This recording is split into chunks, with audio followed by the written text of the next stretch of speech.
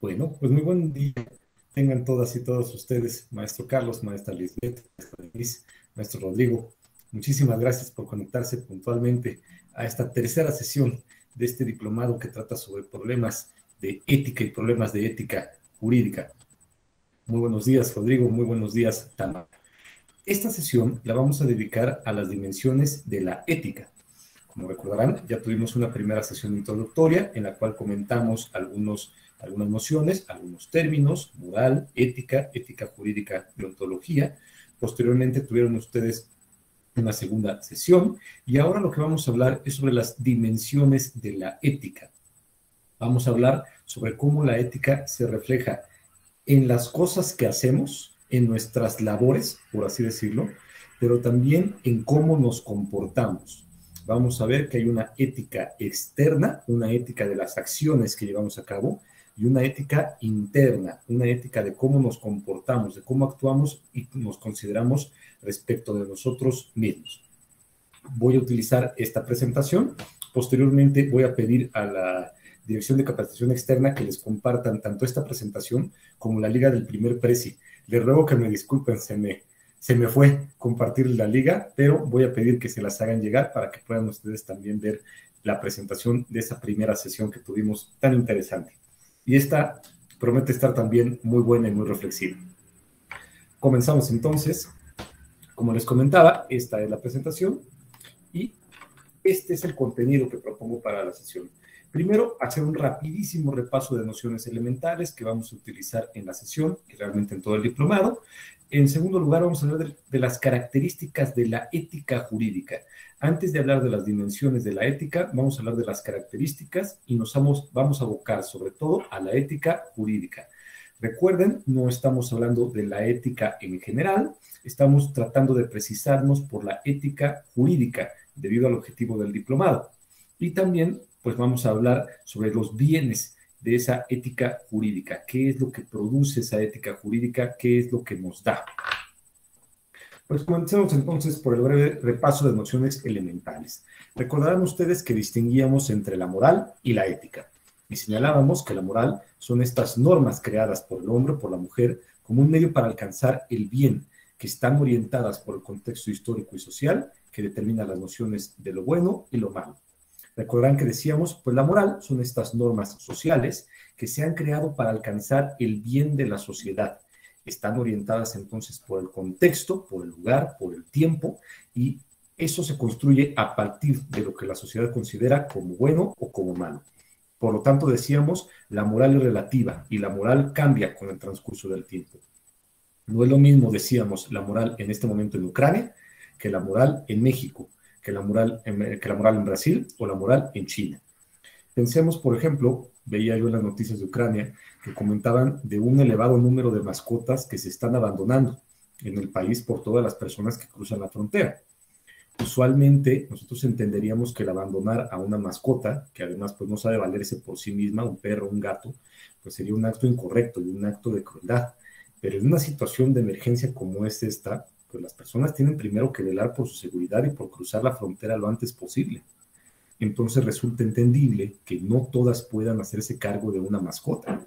Lo que tratan es de salvar la vida, llevar lo básico y después ver cómo se resuelve la situación. Entonces, en ese contexto, en ese momento, ese acto puede ser no considerado como incorrecto desde el punto de vista moral, atento a las circunstancias que se producen. Otro caso, pensemos en aquellos estados que desafortunadamente existen muchos actos de violencia por parte del crimen organizado contra el periodismo. Vamos a ver en esta sesión que debido a la ética externa, cuando uno desarrolla sus labores, lo que tendría que buscar es el bien y por lo tanto tendría que tratar de desarrollar su labor lo mejor posible. Tenemos que tratar de ser las mejores abogadas y los mejores abogados posibles, pero lo mismo pasa con los médicos, con los periodistas, con las y los periodistas, con community managers, con hackers, etcétera. Y en el caso de los periodistas, pues el que sean buenas y buenos periodistas significaría que fueran muy abiertos y que dijeran todo lo que ocurre. Pero, insisto, en estados donde hay una gran violencia por parte del crimen organizado, pues evidentemente no les podemos exigir ese deber con tanto rigor, porque si dicen absolutamente todo lo que ocurre y lo reportan de tal manera que afecten los intereses de ese crimen organizado, pues les asesinan. Entonces ya vemos cómo la moral es determinada por tiempo y espacio, incluso en el presente, ¿no? Y esto también causa pues, los llamados choques generacionales, ¿no? Generaciones anteriores, después decimos, bueno, es que ese acto que realizan generaciones más jóvenes, yo no lo entiendo, o yo no lo califico como bueno, ¿no? En lo personal, por ejemplo, pues realmente TikTok es una red social que yo no entiendo mucho, porque son videos muy cortitos, muy rápidos, entonces digo, bueno, ¿qué puedo yo apreciar en un espacio tan pequeño? Pero entiendo que generaciones que se han acostumbrado muchísimo al medio digital y a la rapidez de la información les resulte muy útil y muy atractivo. Entonces, ahí tenemos esas diferencias, ¿no? Insisto, decíamos entonces, la moral es variable. Pero en cambio, señalábamos, la ética es esta rama de la filosofía que se vincula con la lógica, por lo tanto es una ciencia, aunque ya lo decíamos, no es como la matemática, que 2 y 2 son 4, ¿no? O como la química inorgánica, que si yo agrego cloro y sodio y realizo un cloruro de sodio, voy a obtener sal.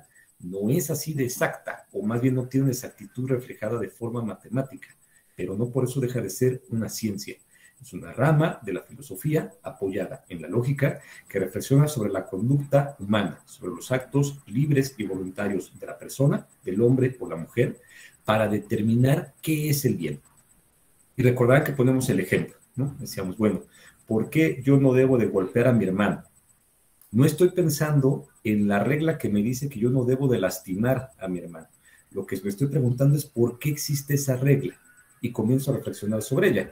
Decía el maestro Carlos, bueno, pues porque entre parientes debemos de tenernos cariño y respeto.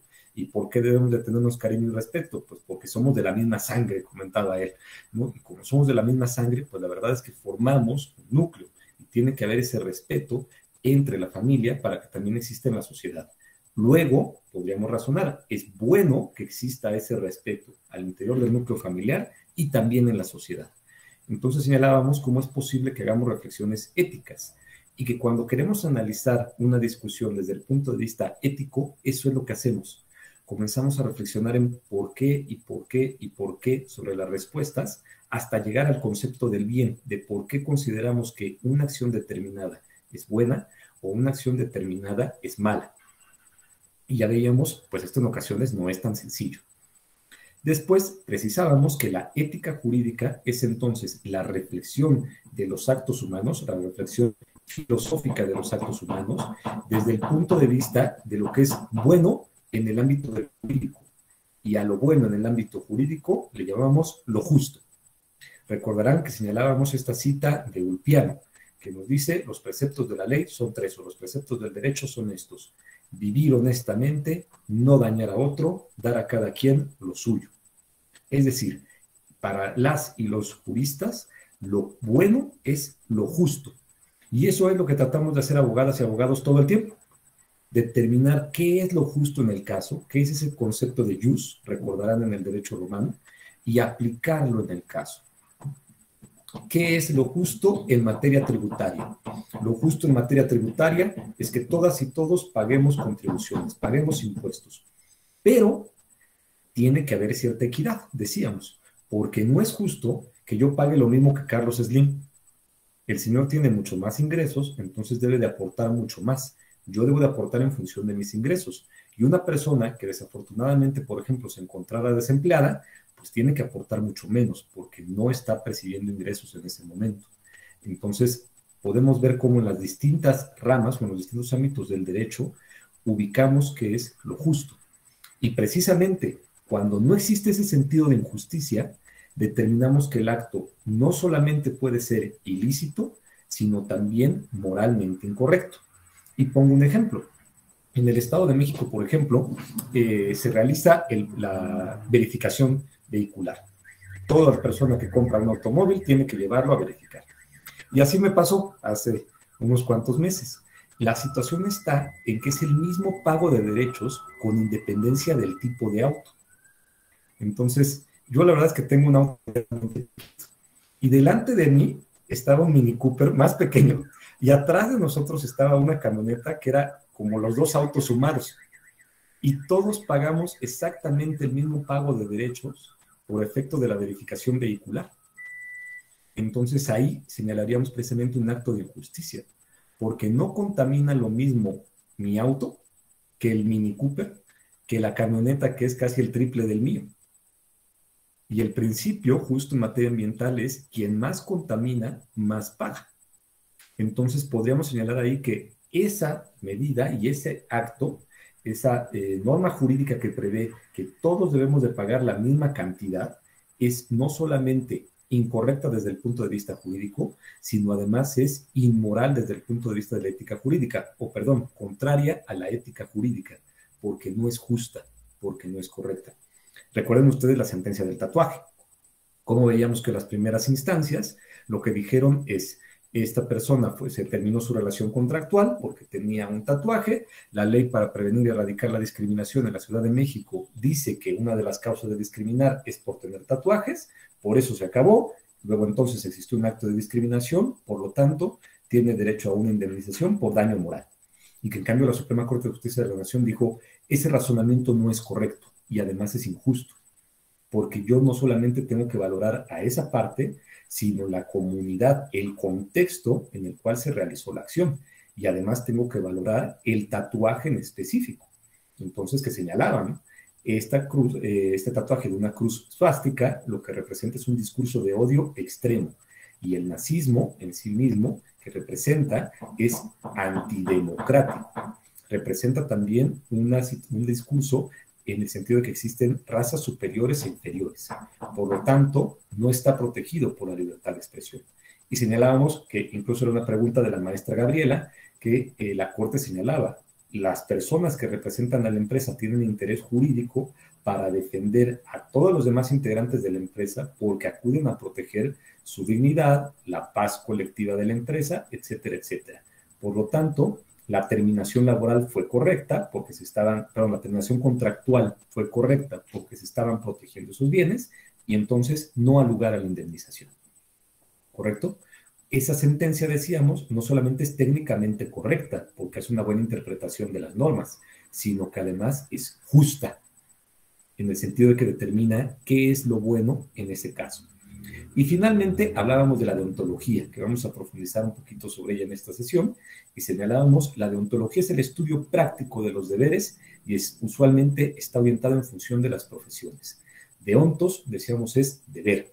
Y entonces la deontología es este estudio de cómo es que debemos actuar, cuáles son los deberes que tenemos, muchas veces en función de nuestra profesión. Lo señalábamos, por ejemplo, ¿no? Las personas que son expertas en equipos informáticos y sobre todo en el acceso a equipos informáticos, hackers.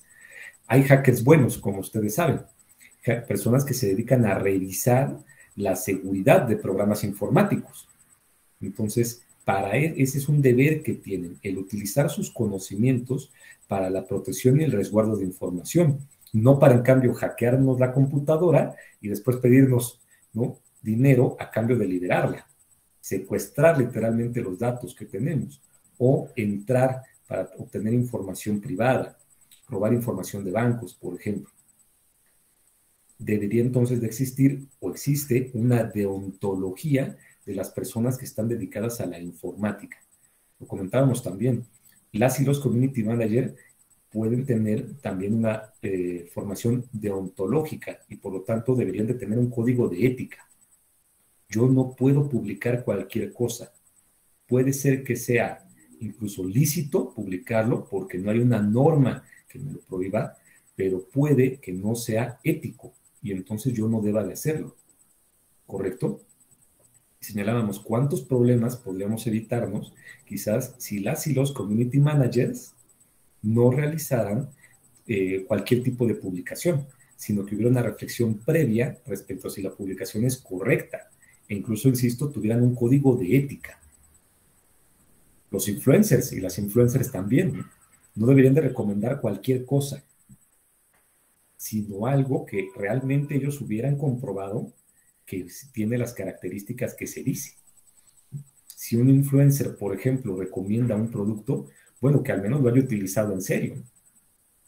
Si se presta su imagen para una campaña o para una difusión de algún producto, pues también que sea algo para bien, que sea algo que realmente haya verificado que funcione. Entonces, por ejemplo, en el caso de las y los influencers que apoyaron al Partido Verde, pues se determinó al final en la sentencia que ellos no habían incurrido en una infracción a la normativa electoral porque no existe una sanción y porque no existe, digamos, un tipo administrativo específico que hubieran actualizado. Pero eso no quiere decir que la conducta que hicieron fue correcta, porque se prestaron a apoyar al partido a cometer un fraude a la ley. Entonces, desde ese punto de vista, podríamos decir que falta una deontología, un desarrollo deontológico de las y los influencers. Sería muy interesante, ¿no?, que se llevara a cabo. Pues bien, ya hablamos entonces de estas nociones. Y ahora lo que deseo hacer es plantearles la siguiente hipótesis a partir de estas nociones que ya conocemos. La vamos a dividir en dos partes. La primera parte de la hipótesis es la siguiente. Nuestro entendimiento de la ética, la forma como entendemos la ética bajo un determinado contenido, recordarán ustedes que en la segunda parte de la primera sesión hablábamos del contenido de la ética, que es justo determinar qué es el bien. Y decíamos, ¿cómo determino yo qué es el bien? Pues a partir de ciertas corrientes filosóficas. Hablábamos de la ética de las virtudes, del utilitarismo clásico, del idealismo, etc. Entonces, nuestro entendimiento de la ética bajo un determinado contenido, bajo una determinada corriente filosófica, se traslada a la ética jurídica en dos aspectos. Primero, la forma como concebimos qué es lo justo, y segundo, la forma como aceptamos corrientes de filosofía jurídica que aceptan este vínculo entre normas y valores, entre derecho y moral. Me explico. Lo que yo quiero decir es que según la manera como nosotros entendamos la ética en general, bajo una determinada filosofía, es como vamos a entender también la ética jurídica, porque la ética jurídica es una especie del género de la ética, es una parte de ese gran elemento que es la ética. Por lo tanto, según la forma como yo piense a la ética, va a ser también como voy a pensar la ética jurídica, y eso se va a reflejar en dos cosas. En la forma como yo considero que algo es justo y por lo tanto como resuelvo un caso, y también en la facilidad que yo tengo para aceptar que existe un vínculo entre el derecho y la moral, entre las normas y los valores. Me explico todavía un poquito más. Recordarán ustedes el positivismo o formalismo estricto o kelseniano. Y que Kelsen decía incluso, hay un relativismo ético. Los valores no deben de tomarse en cuenta en el derecho. La teoría pura del derecho. El derecho solamente debe de basarse en normas y el derecho es estrictamente normas. No hay por qué estar metiendo valores. Si yo pienso así, eso significa que entonces cuando yo resuelvo un caso, nunca acudo a valores. Nada más aplico la norma. ¿Correcto? Y además, yo niego la posibilidad de que el sistema jurídico, de que el derecho esté formado tanto por normas como por valores. Para mí, el derecho es estrictamente normas. ¿Alguna o alguno recuerda en Los Miserables por qué meten a Jean Valjean a la cárcel? ¿Cuál es el crimen que comete Jean Valjean? Se roba un pan para alimentar a sus sobrinos y se va a la cárcel. ¿Por qué? Porque hay una regla, hay una norma que dice que aquel que comete robo debe ir a la cárcel. Ese es el sistema del positivismo formalista o del positivismo kelseniano. Hay una norma, ya recordarán ustedes la hipótesis, ¿no? Digamos la premisa mayor, premisa menor, Jean Valjean comete robo, la conclusión, Jean Valjean se va a la cárcel. Y Jean Valjean no puede objetar que sus sobrinos estaban muriendo de hambre, el robo de famélico. No puede decir, es que en ese momento no tenía trabajo, no tenía dinero, no tenía otra forma de darles de comer y ellos iban a morir. Porque cuando lo hace apela a valores. Y bajo esta visión, el sistema jurídico solamente tiene reglas, no tiene valores. ¿Qué derechos fundamentales ni qué nada? Aquí es la regla. Tú robaste un pan, el robo está tipificado, tú te vas a la cárcel. Se acabó la discusión. Entonces, ¿eso qué significa? Que la ética jurídica para las personas que piensan así solamente se forma de reglas, no tiene valores, no tiene principios. ¿Usted cómo hubiera resuelto en cambio el caso de Jean Valjean, maestra Denise? ¿Qué hubiera objetado? ¿Jean Valjean debe o no debe de irse a la cárcel? Pues maestro, es como usted menciona, de acuerdo a cómo uno tome considere la ética. O sea, si hablamos del positivismo tal cual, aplicando la norma solamente, pues comete el delito de robo y tiene que ir a la cárcel porque hay una sanción a esa acción. ¿Pero esa es la filosofía jurídica que usted le convence o usted adoptaría otra? Pues no habría alguna alternativa por la cual él antes de robar pudiera haber intentado obtener ese pan. Ok, está señalando usted una posibilidad, ¿no? Pero supongamos que no había ninguna alternativa. Tenía él que robar el pan para darle de comer a los sobrinos y que no murieran de hambre. Usted es la juez y le llevan justo a Jean Valjean. ¿Puede usted liberarlo o condenarlo? ¿Cuál es el razonamiento que usted El hace? problema aquí, maestro, también es que si uno hace en un solo caso, pues varía, no cumple, en este caso, si yo, por ejemplo, condenara por el robo del pan, entonces estaría justificado que todos por hambre robaran. Fíjese cómo usted está defendiendo dos valores jurídicos que incluso protege el positivismo: la certeza y la legalidad. Porque usted me dice, así como resolví en un caso, tengo que resolver en los otros. Entonces, sí, yo tendría, si yo libero a Jean Valjean y determino que no es culpable, si se presenta el mismo caso, tengo que resolver en el mismo sentido, por supuesto, ¿no? Claro, entonces usted está protegiendo ya hay valores y me dice, la certeza y la legalidad tienen un peso, lo cual es muy cierto. Ese es, insisto, valores que protege la corriente filosófica del positivismo jurídico, del formalismo. Pero un garantista, por ejemplo, el doctor Luigi Ferrajoli, le diría, bueno, es que primero el Estado debería de procurar que Jean Valjean tuviera trabajo. O sea, si Jean Valjean no tiene ninguna alternativa, es porque alguien primero falló. Y me queda claro que no es Jean Valjean, ¿no? Es un hombre, es capaz, no está enfermo, puede trabajar, etcétera, etcétera. Entonces, ¿qué le garantizaba a Jean Valjean y al sobrino de Jean Valjean, que además es un menor, el derecho a la alimentación? Un garantista, una persona garantista le diría, como no existía un mecanismo de protección de ese derecho, la acción se realizó para satisfacer ese derecho. Y entonces, no exigibilidad de otra conducta, ¿no? Que también existe en materia penal. Y es un eximiente de responsabilidad. Jean Valjean no podía actuar de otra forma porque si no el niño moría de hambre. Y como no existe otro mecanismo para proteger el derecho a la alimentación y por lo tanto el derecho a la salud del niño, y hay además un interés superior del menor, no puedo condenar en este caso. Claro, como dice usted, siento un precedente que tendré que utilizar en los demás casos y tendré que revisar. Pero eso no significa que si yo soy rico, puedo pasar por el globo y llevarme la charola, ¿no? Sino que atiendo a las características del caso. El maestro Carlos, deseo opinar.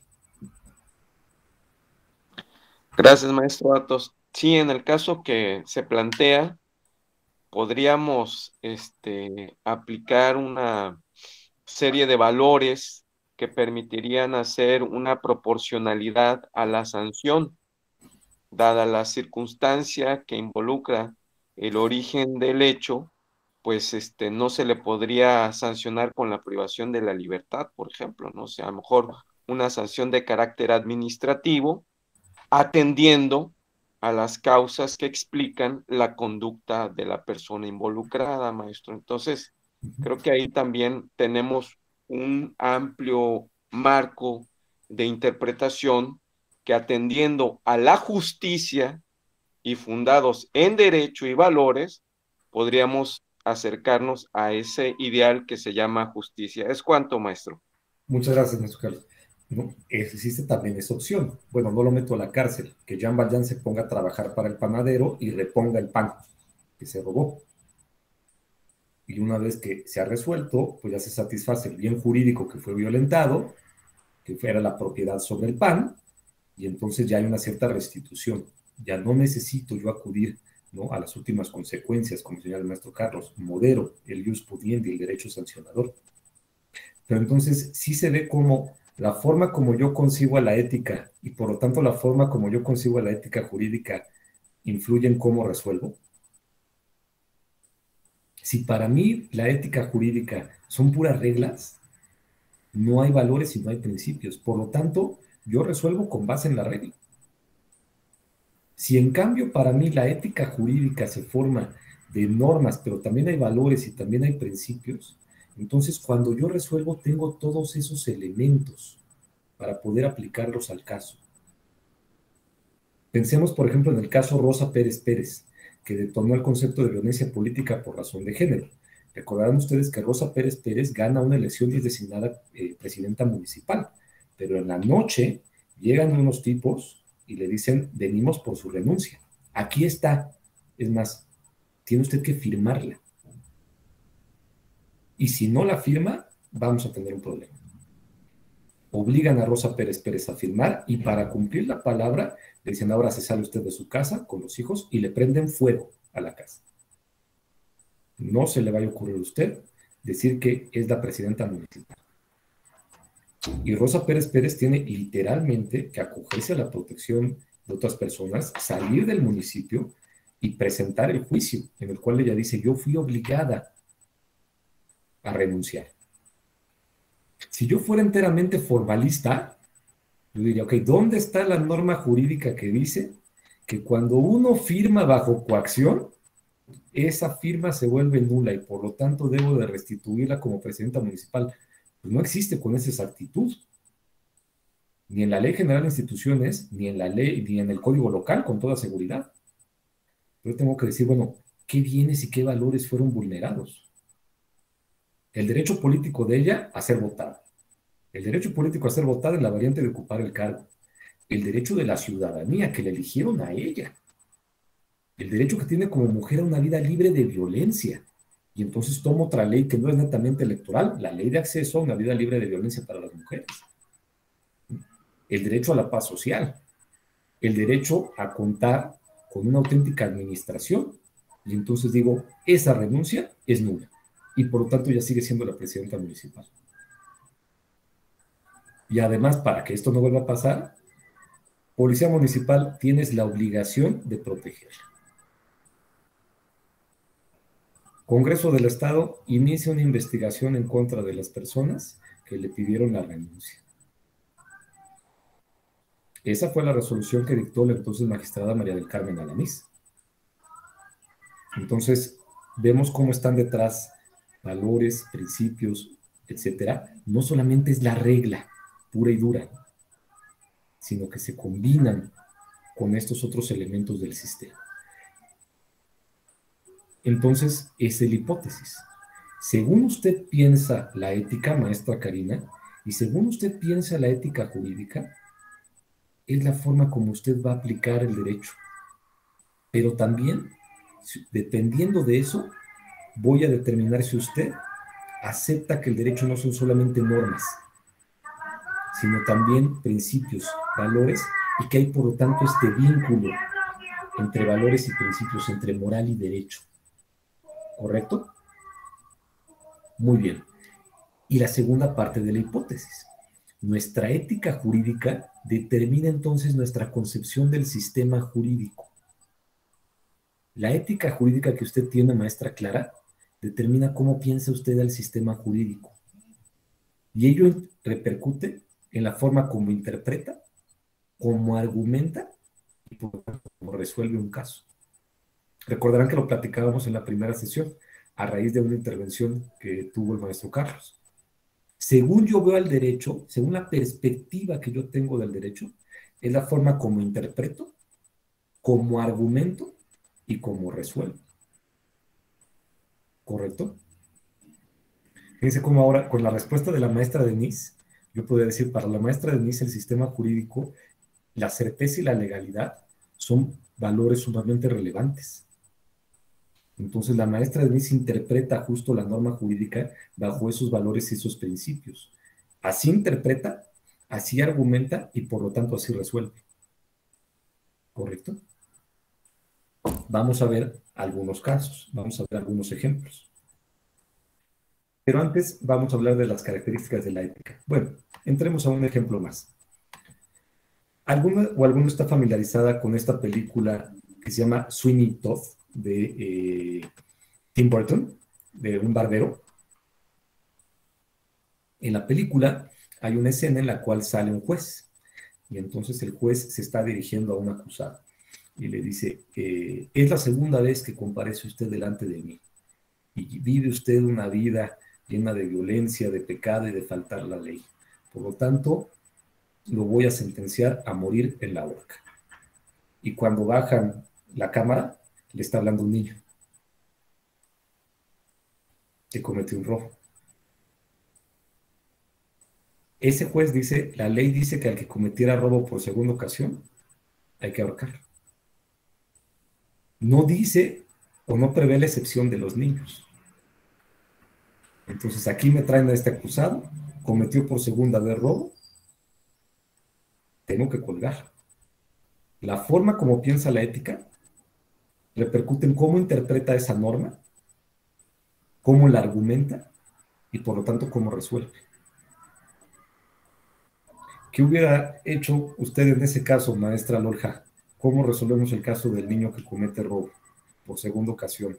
Y hay una norma que dice que aquel que comete robo por segunda ocasión debemos de colgar. ¿Qué hacemos? Pues como ya habían comentado varias de mis compañeras y compañeros, el análisis de la situación, ¿no? Porque a final de cuentas la ética tiene que ser aplicada al todo. O sea, la visión panorámica no solamente se va a...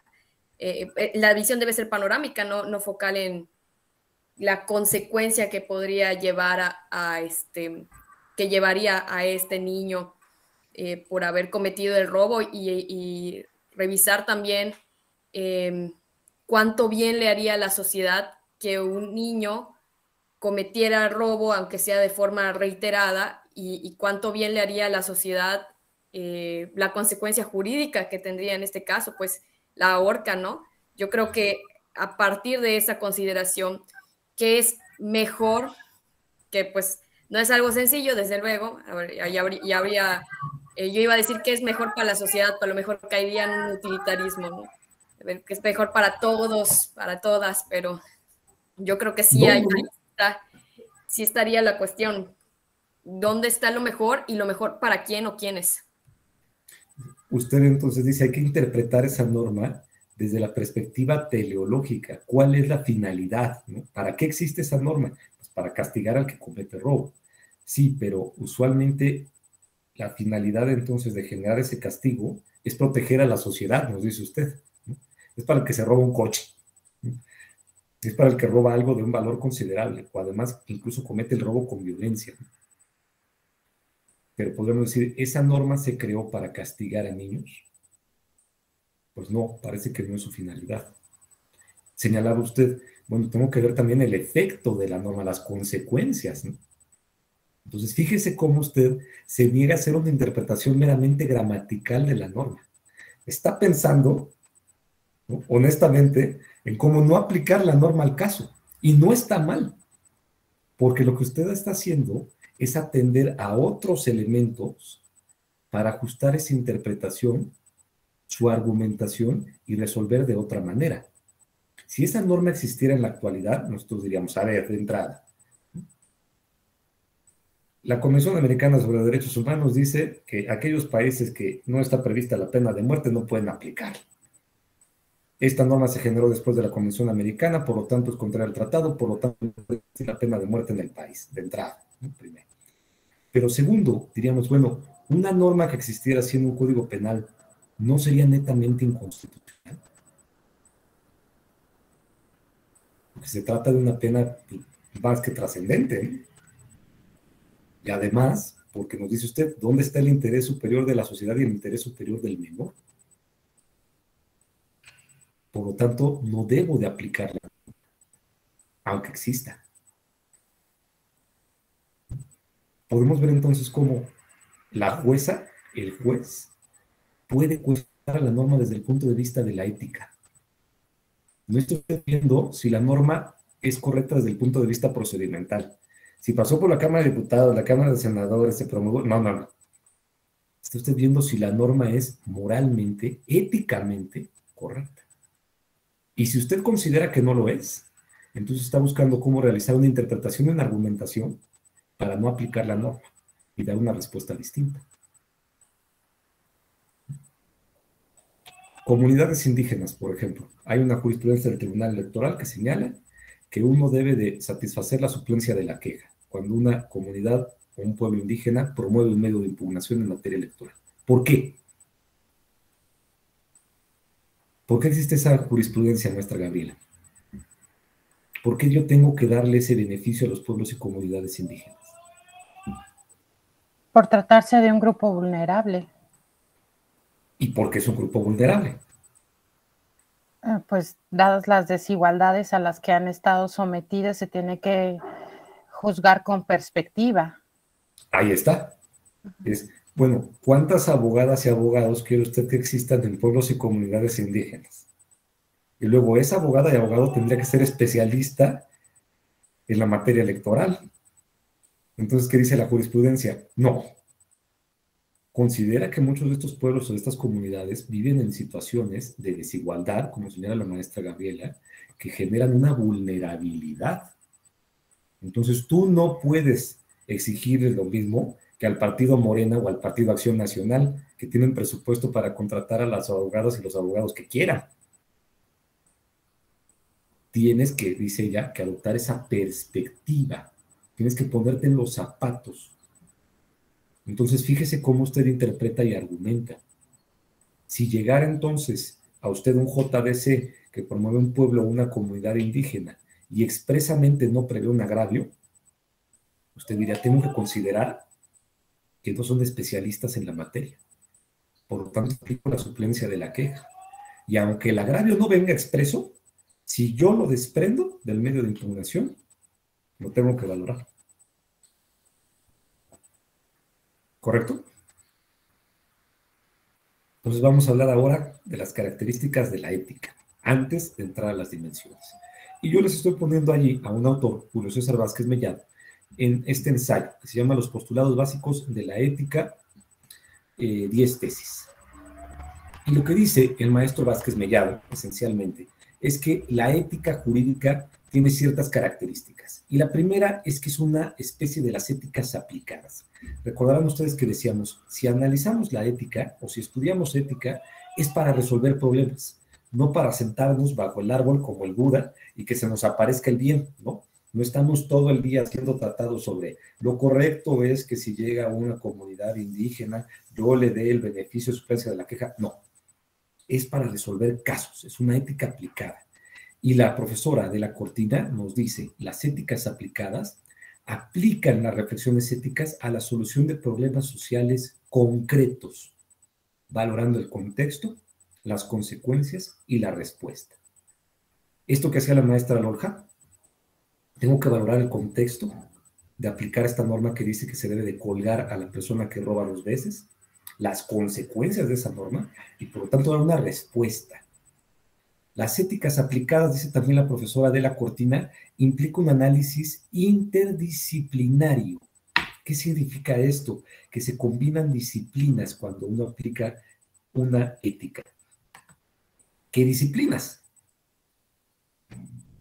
Derecho, filosofía, pero también a veces hay que recurrir a la sociología.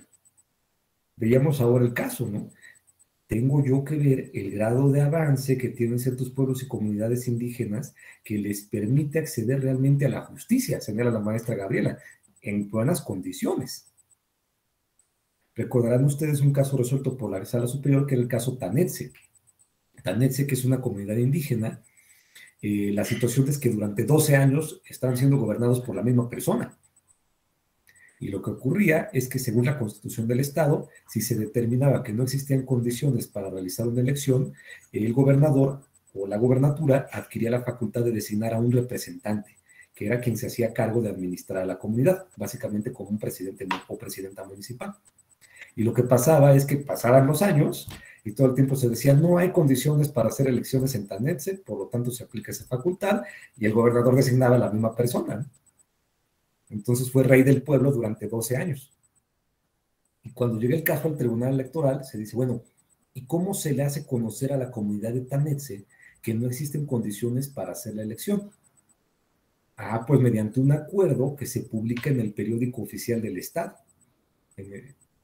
Fantástico.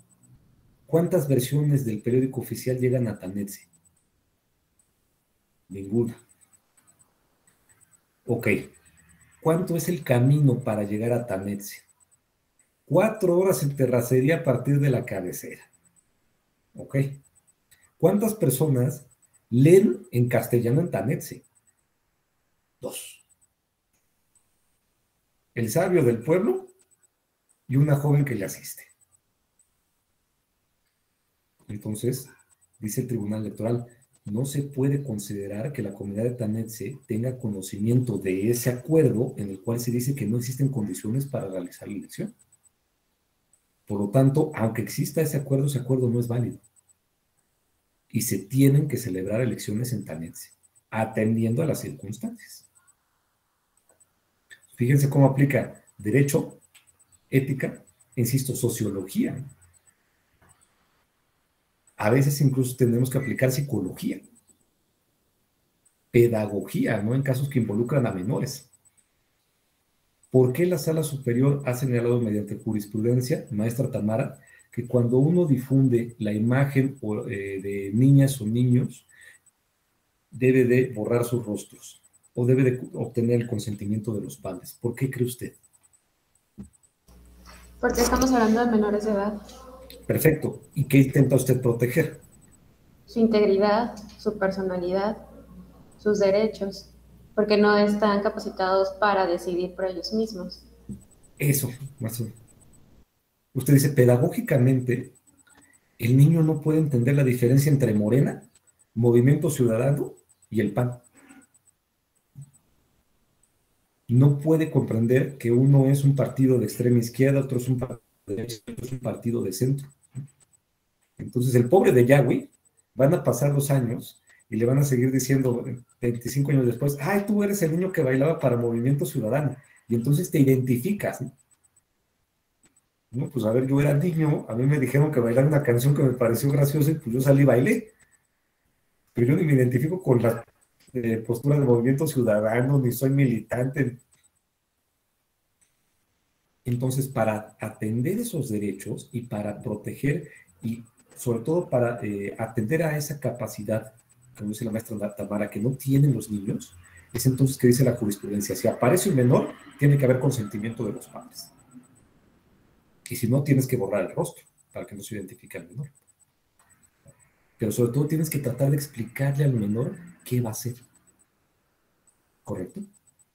Pues fíjense cómo mezclamos varias disciplinas en esto que es una ética aplicada y decimos, la ética jurídica, la ética que utilizamos las abogadas, los abogados, es una ética aplicada que involucra varias disciplinas. Por lo menos, derecho y moral, derecho y ética. Muy bien.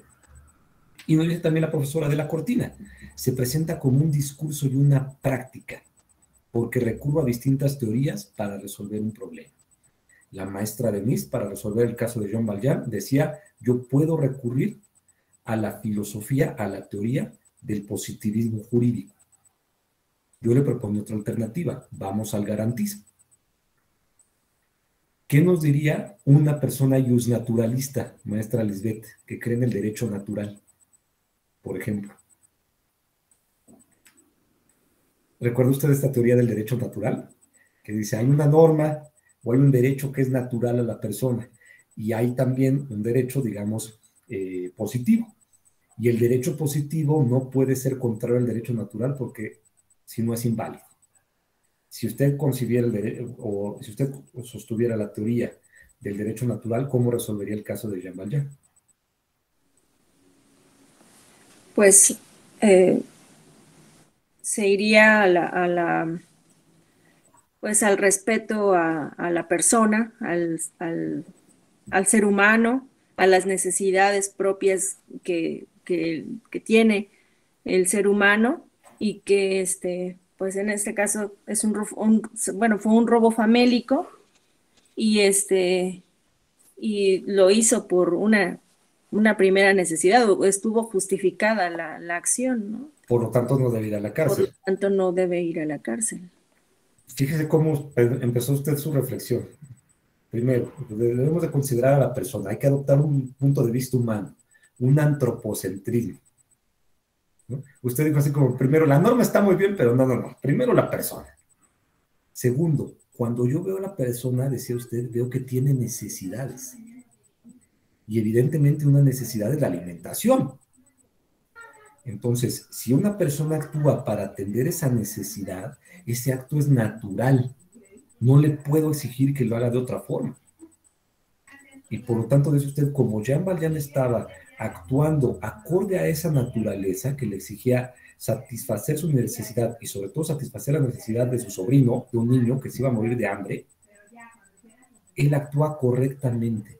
Por lo tanto, no debo de condenar.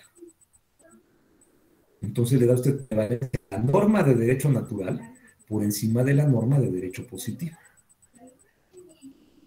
Porque usted tiene esa teoría, esa perspectiva, esa filosofía del derecho natural. Sí, maestra Gabriela.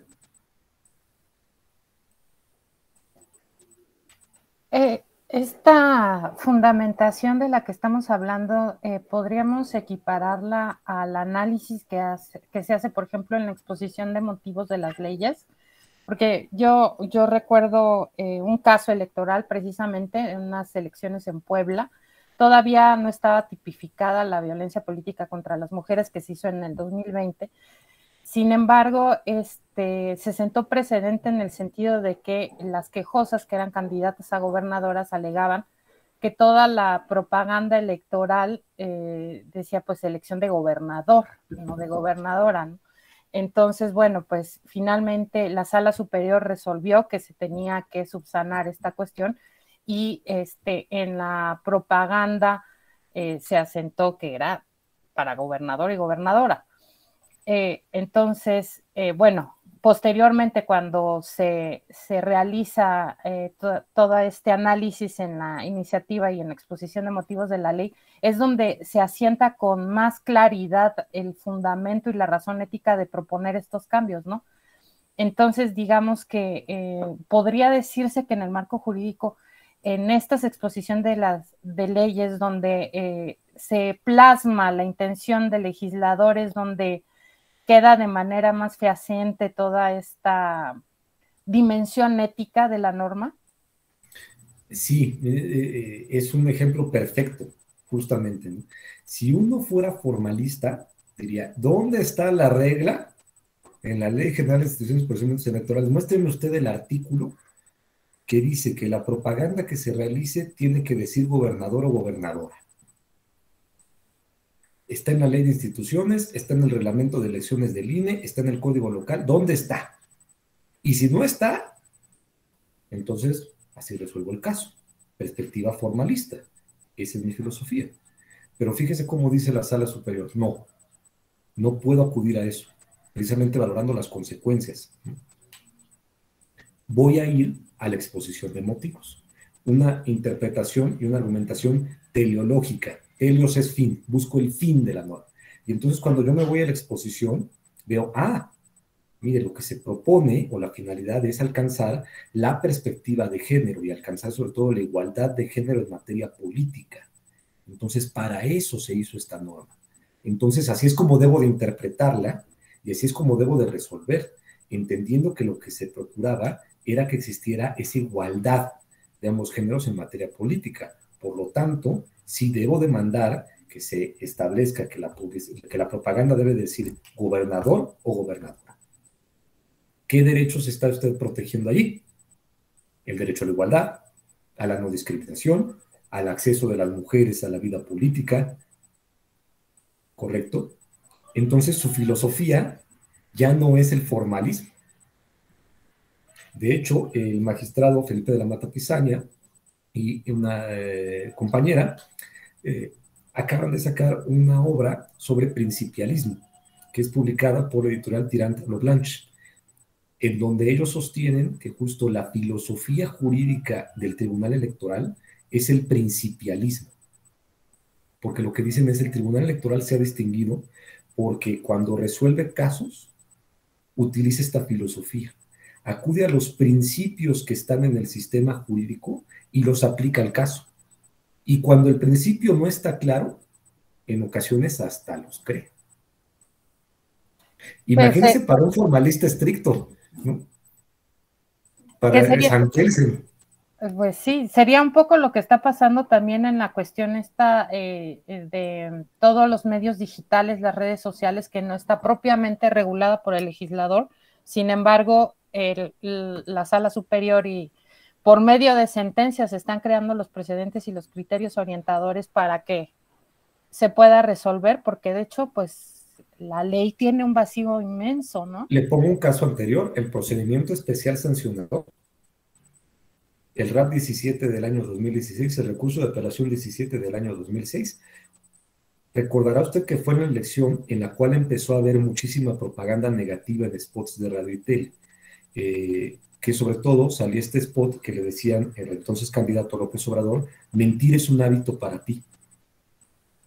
Y lo que pide en ese entonces la coalición que lo postulaba es que le señalan al INE: quiero que ordenes que se retire ese spot. Yo en ese entonces trabajaba en el INE. Y entonces agarramos el COFIPE previo, ni siquiera era el del 2008, era el del 2006. Pues aquí no dice que yo tenga la facultad. ¿Y cómo le voy a decir yo a la televisora que baje el spot? No. Puedo castigar al partido por haber transmitido propaganda calumniosa o denigratoria, pero no lo puedo bajar el spot. Y cuando llega el caso a Sala Superior nos dice: sí tienes la facultad, solo que es implícita. O sea, no esperes que el código te lo diga así, porque hace el siguiente razonamiento y dice: a ver, ¿quién es la autoridad que vigila las elecciones? Tú. Segundo, ¿quién es la autoridad que ve los tiempos de radio y televisión? Tú. ¿Para qué crees que existe esta norma que dice justamente que no debe de existir propaganda denigratoria o calumniosa? Para que la propaganda sea sobre todo positiva y no negativa. Fíjese cómo acude precisamente a la exposición de motivos y al fin de la norma. Y después dice: si tú permites que esto pase, lo que va a pasar es que se va a volver una guerra de propaganda negativa absoluta. Y entonces las personas no van a votar mediante el voto informado. Van a votar por aquel que consideren el menos malo, que no significa que sea el bueno. Entonces tienes precisamente que bajarlo para que lo que difundan los partidos sea propaganda positiva que oriente a la ciudadanía para el sentido de su voto. Por lo tanto, sí tienes la facultad. Y es más, dijo el tribunal, ahí te va el procedimiento bajo el cual vas a administrar esa facultad.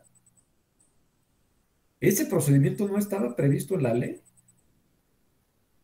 Y por lo tanto, cuando se hace la reforma constitucional y legal y sale el COFIPE de 2008, ahí ya se establece el procedimiento especial sancionador. Y en la Constitución, en el artículo 41, se incluyó la facultad del INE para vigilar propaganda en radio y televisión y para poder solicitar la suspensión. Pero hasta ese momento no lo tenía. Entonces sí, don Kelsen hubiera dado vueltas en su tumba de leer la sentencia. Se levanta de nuevo. Pero justo no es una visión formalista, es una filosofía distinta. Garantista en ese momento, porque se decía: yo tengo que garantizar, otra vez el profesor Ferrarioli, mediante mecanismos que la elección se realice como dice la Constitución y como se pretende, que sea una elección limpia, y no una elección fundada en propaganda negativa. Entonces, a ver cómo le hago, pero tengo que lograrlo. Y si no existe el mecanismo, lo invento. Y también usted nos invitaba a reflexionar algo. Hemos hablado mucho de que la interpretación y la argumentación desde el punto de vista de litigantes o desde el punto de vista de juzgadoras y juzgadores, pero el legislador también interpreta y también argumenta. La legisladora también interpreta y argumenta. Entonces, la legisladora, el legislador, también aplica la ética jurídica y debe de decir: esta norma que voy a crear, eso no es correcta, antes de sacarle. Y por lo tanto, muchos de los razonamientos que deben hacer, además de los jurídicos, deben ser éticos. El problema está cuando sacan una norma y esa norma no trae esos razonamientos. ¿Correcto? Lo vamos a ver en casos. Por ejemplo, ejemplos de problemáticas que analiza la ética jurídica actual. El uso de terapias genéticas para prevenir enfermedades o la mejora de características en embriones humanos. Esto en un ensayo, lo pueden consultar en un ensayo que se llama Justicia Genética, de Manuel Atienza, en donde platica de investigadores chinos que lo que lograron fue evitar que un embrión adquiriera el virus del SIDA de la madre. Y esto lo lograron mediante manipulación genética. Entonces la pregunta ¿es ético esta manipulación que se hizo y debería de permitirse legalmente? Porque al investigador que lo hizo lo metieron a la cárcel. Y aquí el profesor Atienza dice, el problema de la manipulación genética es que si hay algo que nos iguala, es la genética. O sea, todos somos humanos. Y todos podemos fallar de la misma manera y todos algún día nos vamos a morir. Si yo hago a un ser humano que sea inmune a ciertas enfermedades y que viva más, ¿qué va a pasar cuando esa persona no se siente igual a las otras? Y diga, yo soy superior genéticamente, soy más que humano. Está interesante. Y también lo aborda el profesor Michael Sandel de la Universidad de Harvard en un libro que se llama Lo que el dinero no puede comprar. Otro ejemplo. La distribución y racionalización de recursos médicos entre instituciones o entidades con motivo de la pandemia vigente. Ya decíamos, ¿cómo distribuye usted, maestra Tamara, las vacunas para el COVID? ¿A quién se le dan primero y a quién se le dan después? Pues sería un tema complicado, porque ahorita están tomando en cuenta primero a los de mayor edad, ¿no? A los de la tercera edad, y hasta lo último a los niños. Pero ahí es un tema, pues depende mucho. Yo estoy en contra, o no me pareció éticamente correcto, que se le pusiera la vacuna primero a personal docente, por ejemplo. Porque yo entiendo que se decía, bueno, es que queremos que los niños vayan a clases. Entonces el que tiene que estar vacunado es la maestra o el maestro. Está perfecto. Pero nosotros nos la ofrecieron y damos clases en línea. Entonces yo decía, a ver, pues tendríamos que atender al tipo de personal. Y antes de que nosotros, me parece que se debió de haber vacunado a muchas personas de la tercera edad o personas que tenían enfermedades que les hacían todavía más vulnerables. Entonces no me parece que haya sido, lo digo sabiendo las consecuencias, lo digo desde la perspectiva de que no me parece que haya sido una determinación ética. Me parece que sí estaba bien que se le administrara siempre y cuando se tratara de personal docente que realmente iba a dar clases y que además era indispensable que diera clases. Porque si los niños estaban recibiendo la formación en línea, yo no veía la necesidad. O esta distinción de sí le doy a médicos y del personal público, del sector público, pero no le doy del sector privado. A ver, empezó a llegar muchísimas personas a los hospitales privados porque los públicos estaban saturados. Y tú tenías que proteger el derecho a la salud de ese personal médico también, que es tan mexicano como el otro y también paga impuestos.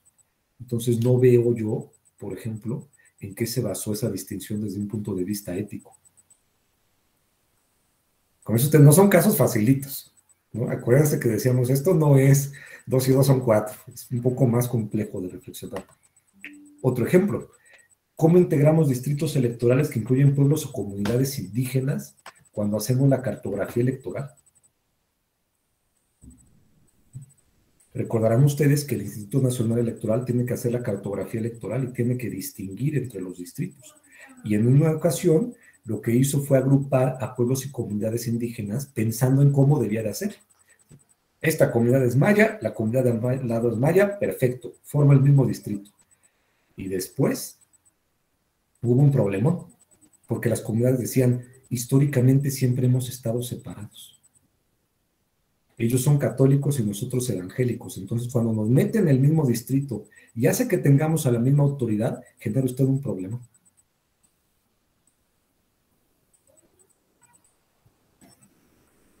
Vemos entonces cómo estamos aplicando la ética para resolver problemas. Insisto, no es para que nos sentemos bajo el árbol como el Buda a ver en qué momento nos iluminamos. Es para resolver problemáticas. ¿Cómo tendría que ser, nos dice la maestra Gabriela, por ejemplo, una regulación de propaganda en Internet y en redes sociales desde el punto de vista ético? Esa es una pregunta interesante. Bueno, continuemos entonces. Otras características de la ética jurídica. Adoptar una visión no juridicista. ¿Qué significa esto de la visión no juridicista? Que no tienda a separar el derecho de otras disciplinas. Ya lo decíamos, al contrario, hay que ser interdisciplinario. Otra característica es una ética de máximos. Y aquí distinguiríamos entre la ética de mínimos y la ética de máximos. La ética de mínimos se ocupa entonces de las conductas mínimas que pueden exigirse a cualquiera. Es el piso. Es por lo menos, sea así de decente. ¿No? Así por lo menos, o sea, no se pelee en la calle, tire la basura en el bote, recoja las necesidades de su mascota, no escuche usted la música a un volumen que lastime a otras personas. Por lo menos, esa es la ética de mínimos. Pero la ética jurídica y las éticas aplicadas son éticas de máximos. Implica deberes y valores superiores. Significa que tenemos que ir progresando. Es el techo. Y cada vez va subiendo. Nosotros no le podemos pedir a la jueza o el juez que tenga el mínimo. Tenemos que pedirle el máximo. Lo mismo a la legisladora y al legislador, ¿eh? No les podemos pedir que tengan el mínimo. Tienen que tener el máximo. Por eso, cuando realizan una conducta inapropiada, es que puede haber un reproche. Usted es legisladora o legislador, usted es jueza o juez, no se puede comportar de esa manera. Tiene usted que buscar lo máximo. No puede usted decirme que la solución es tomar la tribuna, ¿no? Clausurar el Congreso. Eso es la solución mínima. Pero usted no puede hacer eso. Tiene que buscar al contrario, el máximo.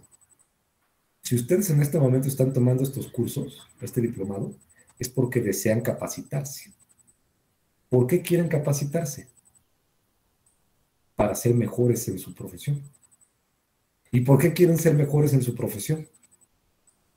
Porque desean ser las mejores y los mejores profesionistas posibles. Entonces sí, es cierto, la capacitación en esa medida también se vuelve un derecho. Yo quiero ser lo mejor posible. ¿Para qué? Para poder hacer lo mejor, desempeñar mi labor lo mejor posible. Ética de máximos, no de mínimos, ¿correcto? Otra característica, su bien interno consiste en determinar lo justo. Y después vamos a profundizar en este tema del bien interno. Y también la siguiente es un argumento legitimador de nuestras labores. Es decir, la ética legitima lo que hacemos. Cuando yo actúo con ética, yo doy a respetar lo que hago en mi labor. En este caso, en el caso de la ética jurídica, la función judicial. Si yo soy abogada o abogado y me conduzco éticamente, cuando me ven las personas van a decir, mira, así son las abogadas y los abogados. Son puntuales, son honestos, se forman, son corteses entre ellos. Pero si yo, en cambio, llego tarde a la audiencia, estoy viendo cómo hago chicanas para retrasar el juicio, le cobro a mi cliente por adelantado y no le mando los documentos. Sí, maestra Gabriela, me robo las pruebas del otro, ¿no? Desaparezco el expediente. Estos trucos que de repente se dan. Pues dicen, pues por eso así son las abogadas y los abogados, así es la profesión. Llega la jueza o el juez tarde, ¿no? Intimidando a los asistentes y a las secretarias y los secretarios. El juzgado está hecho un relajo, uno no puede encontrar un expediente, porque todo está mezclado. yo aquí soy el juez y entonces yo resuelvo como quiero. Yo aquí soy la autoridad. Entonces esa es la perspectiva que tenemos de la profesión. Díganme con toda honestidad a cuántas y a cuántos de nosotros nos gusta ir a una fiscalía a presentar una denuncia. Dice la maestra Denise, ya sabemos lo que nos vamos a encontrar. Entonces, si a uno o a alguno le preguntaran, oiga, ¿cómo es la fiscalía en México? Ay, déjenme le platico, ¿no? Entonces, el tener ética respalda y legitima nuestra profesión. Por eso hay que tenerla. Por eso, insisto con los influencers. ¿Quieren ustedes ser legitimados? ¿Quieren ustedes que la sociedad reconozca que la profesión de influencer tiene un mérito? Actúen éticamente. No se presten a fraudes. Y si no, pues entonces está justificado que se les reproche. ¿Qué otra característica? Promueve la formación de virtudes, ¿no? Precisamente cuando uno adopta la ética en su desempeño, maestro Carlos Alberto, adquiere virtudes, forma virtudes. Ya decíamos, ¿cómo debe de ser la jueza? ¿Cómo debe ser la legisladora? Disciplinado, puntual, responsable, formado. Debe de conocer las leyes que está aplicando y también las leyes que está haciendo. Respetuoso. Si yo en la cámara no coincido con la maestra Gabriela, yo le digo respetuosamente, no estoy de acuerdo con usted. Y ya después doy mi postura. No empiezo con ustedes y llénenlo de lo que quieran, ¿no? Y digo, como tengo fuero, pues no me pueden reclamar. Además, ahí dice la Constitución que no me pueden reclamar por lo que yo diga en tribuna. Y entonces son 15 minutos de decir por qué todo el mundo está mal, con además palabras altisonantes, y yo no doy una sola propuesta, ¿no? No puede ser así. Finalmente, asume que la función de la labor judicial es defender derechos reconocidos. La ética jurídica asume que nuestra función como abogadas y como abogados, en cualquier disciplina que nos dedicamos y en cualquier ámbito, es defender derechos. No estamos solamente para proteger las normas, ni estamos para generar expedientes. Es para defender estos derechos. ¿Correcto? Porque además tendremos a espaldas, señala esto, en el contexto del Estado constitucional y democrático de derecho. Por eso la Sala Superior resuelve como resuelve, maestra Gabriela. Porque para las magistradas y los magistrados, esta es la finalidad de que existe el tribunal. Yo sé que se escucha muy romántico, pero si no es así, pues entonces ¿para qué existe el tribunal? Dígame usted cuál es la labor de la fiscalía, cuál es la función de las fiscalías. Perseguir la comisión de delitos. Entonces, debería de actuar de tal manera que esa fuera la función y existiera esa ética también. Entonces ya vemos cómo el adoptar una ética y el adoptar una ética jurídica implica también ciertas características. Y fíjense ahora, vamos a entrar a las dimensiones. Vamos a hacer esta distinción. Si yo considero a la persona, como señalábamos hace unos minutos, como punto de enfoque, hay dos dimensiones de la ética. Exterior, que es relativa al trabajo o acción que realizo, e interna, que es relativa a la persona que realiza esa labor. Si se dan cuenta, cuando hablábamos de las características, decíamos mucho, estas son las repercusiones que tiene para mi trabajo y estas son las repercusiones que tiene para mí, ¿correcto?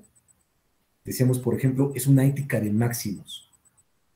Eso repercute en mi labor, en que yo tengo que buscar realizar el mejor trabajo posible, la mejor labor posible, el mejor desempeño. Pero también decíamos, me forma en virtudes. Ese es un aspecto interno. Yo mejoro en la medida en la que adquiero esas virtudes. Entonces pensemos en estas dos dimensiones. La dimensión exterior, insisto, relativa al trabajo o acción que realizo, y la dimensión interna, relativa a la persona que realizó esta labor. ¿Cuál considera usted maestra Lisbeth, que es la dimensión externa que debe de procurar el Canelo Álvarez cuando boxea?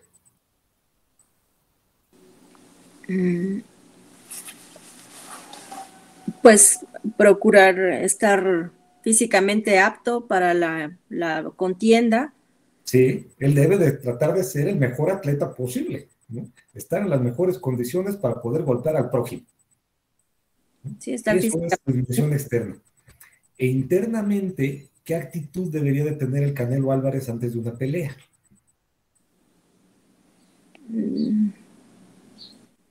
Pues igual estar preparado.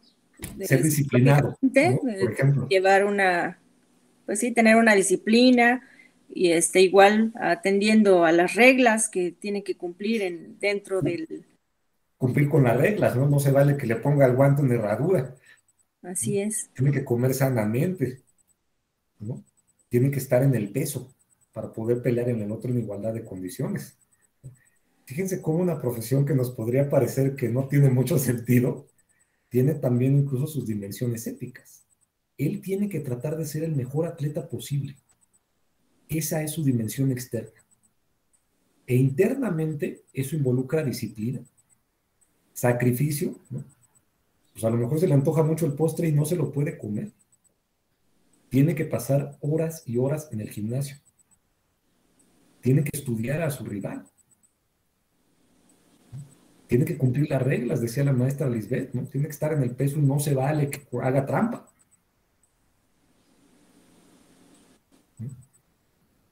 Entonces, toda profesión, toda acción, todo desempeño de la persona tiene estas dos dimensiones.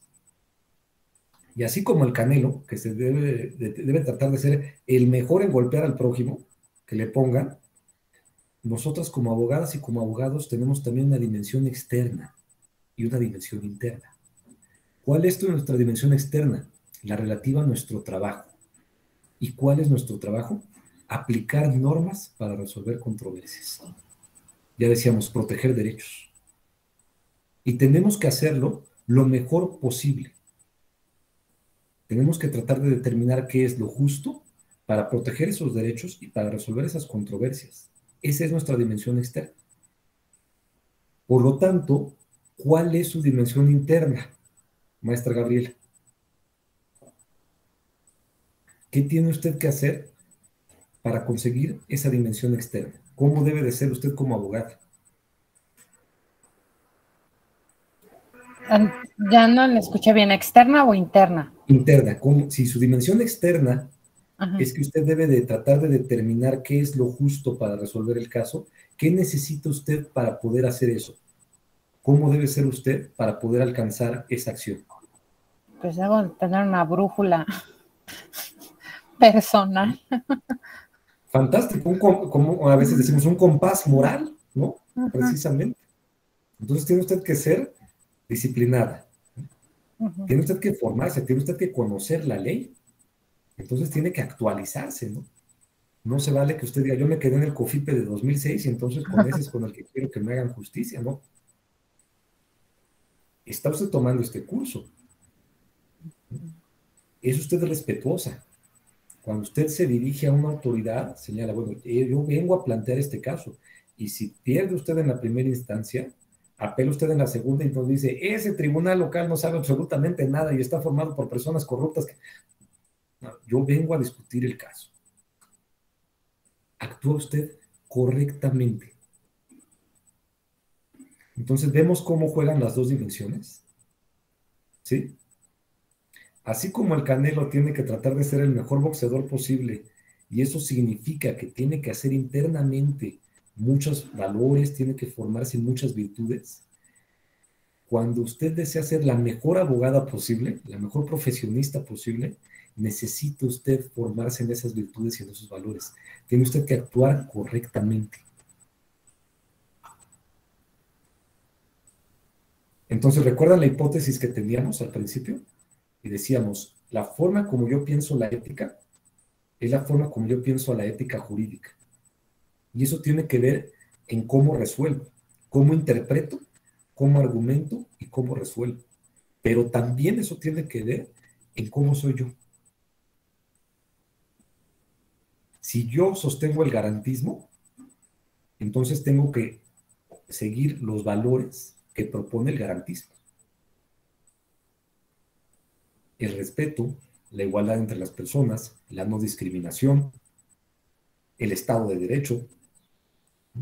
Nos decía la maestra Denise, yo protejo la certeza y la legalidad cuando adopto una perspectiva formalista. Entonces, esas virtudes, esos valores son importantes para la maestra Denise. ¿Sí se entiende esto de la dimensión externa y la dimensión interna? Sé que como la primera sesión no es tan sencillo, ¿no? Tiene uno que estarlo pensando y reflexionando, ¿no? Pero estas son las dimensiones de la ética. La dimensión externa que tiene que ver con la labor, con la acción que se realiza y tratar de hacerlo lo mejor posible. Y la dimensión interna, que tiene que ver con las actitudes, con las acciones, con las reflexiones que uno tiene que hacer para alcanzar esa labor. Si usted quiere ser una jueza justa, maestra Tamara, una magistrada justa, tiene que actuar correctamente. Y tiene que actuar correctamente no solamente en el tribunal, tiene que actuar correctamente en todos lados. No se vale que usted sea una excelente magistrada en el tribunal y resuelve usted y habla de la justicia y de los respetos y los valores, pero estaciona usted su auto donde le da la gana. O no paga usted las cuotas del condominio. Hace fiesta y son las 4 de la mañana y no puedo parar, y no le importan los vecinos. Entonces, ahí nos haríamos una pregunta.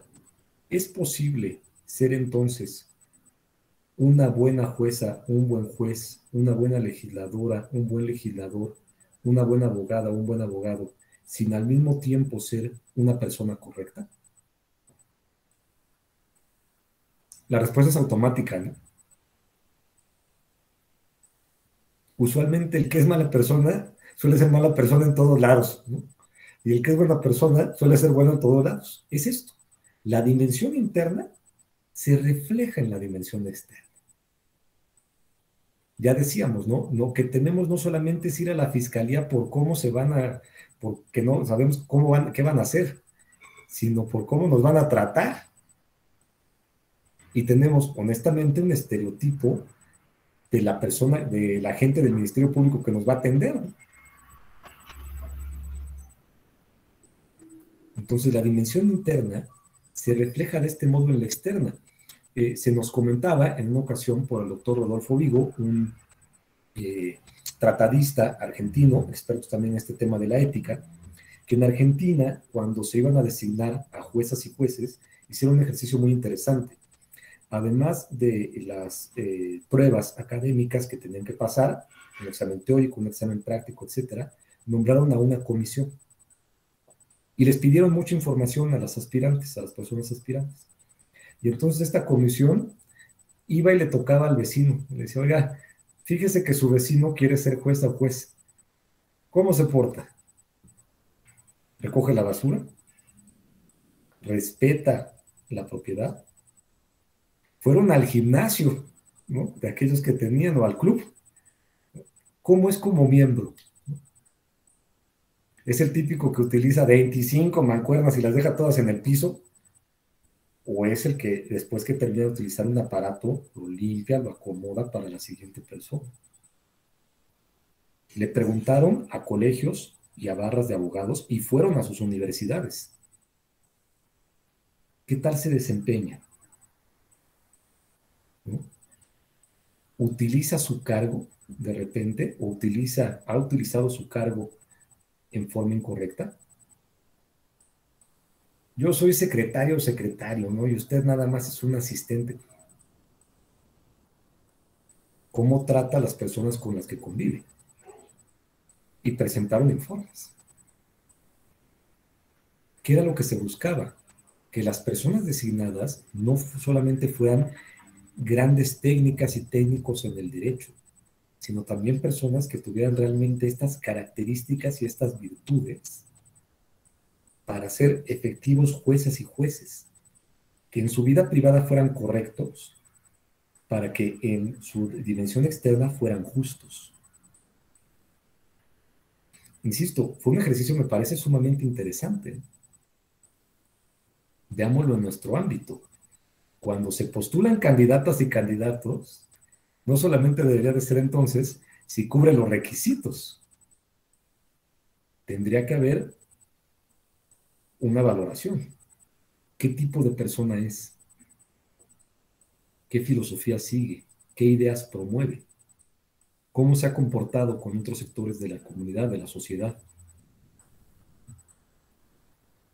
Y que no nos digan, pues vote por esta persona porque va a ser excelente legisladora o excelente legislador, presidenta o presidente municipal, cuando en su vida interna no es una buena persona, ¿no? Mire, pues sí tiene hijos, pero no paga la pensión alimenticia. Y además, pues van como 7 divorcios y ninguno ha sido voluntario. Hay algunas averiguaciones previas por evasión de impuestos. Pero es el candidato ideal. No. Sí, maestra Lisbeth. Aquí, pues atendiendo a esto que nos habla sobre la ética de los mínimos y de los máximos, yo creo que como sociedad a veces, o ya con estas nuevas formas de conducirnos, pues en la sociedad nos estamos acostumbrando a esta ética de los mínimos, ¿no? Y sobre todo a elegir a nuestros representantes. Decía una figura, un candidato, yo robé poquito, ¿no? Sí robé, pero robé poquito, ¿no? Entonces, es como esta nueva ética o esta nueva sociedad, pues nos estamos acostumbrando a no sincronizar esa forma de conducirnos en la vida privada, y pues finalmente esta forma en que nos conducimos en la vida privada se va a proyectar a lo público, a cómo nos comportemos en nuestra profesión, en el trabajo. Necesariamente.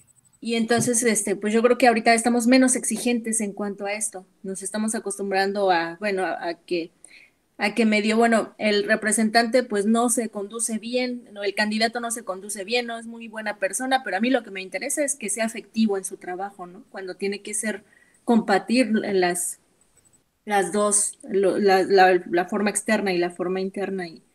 Es que precisamente por no ser buena persona no va a ser efectivo en el trabajo. Si es una persona que es irrespetuosa, descortés, prepotente con los demás, ¿cómo es que se va a poder acercar a las demás fuerzas partidistas para poder llegar a acuerdos y generar políticas públicas o leyes que sean correctas y justas? Es pedirle peras al olmo, ¿no? O sea, no es posible, ¿no? Yo coincido con usted, o sea, me parece que sí nos hemos acostumbrado a esta ética de mínimo, ¿no? Simplemente, soy honesto, pues menos mal, pero eso es lo mínimo. ¿Qué más es usted además de honesto? ¿No? ¿Es usted humilde? ¿Es usted generoso? ¿Es usted respetuoso? ¿Es usted plural? ¿Es usted tolerante con los que piensan de una forma distinta? ¿Es usted profesional? ¿Busca mejorar en su desempeño? ¿Sabe reconocer sus errores? ¿Cómo se expresa cuando es criticado?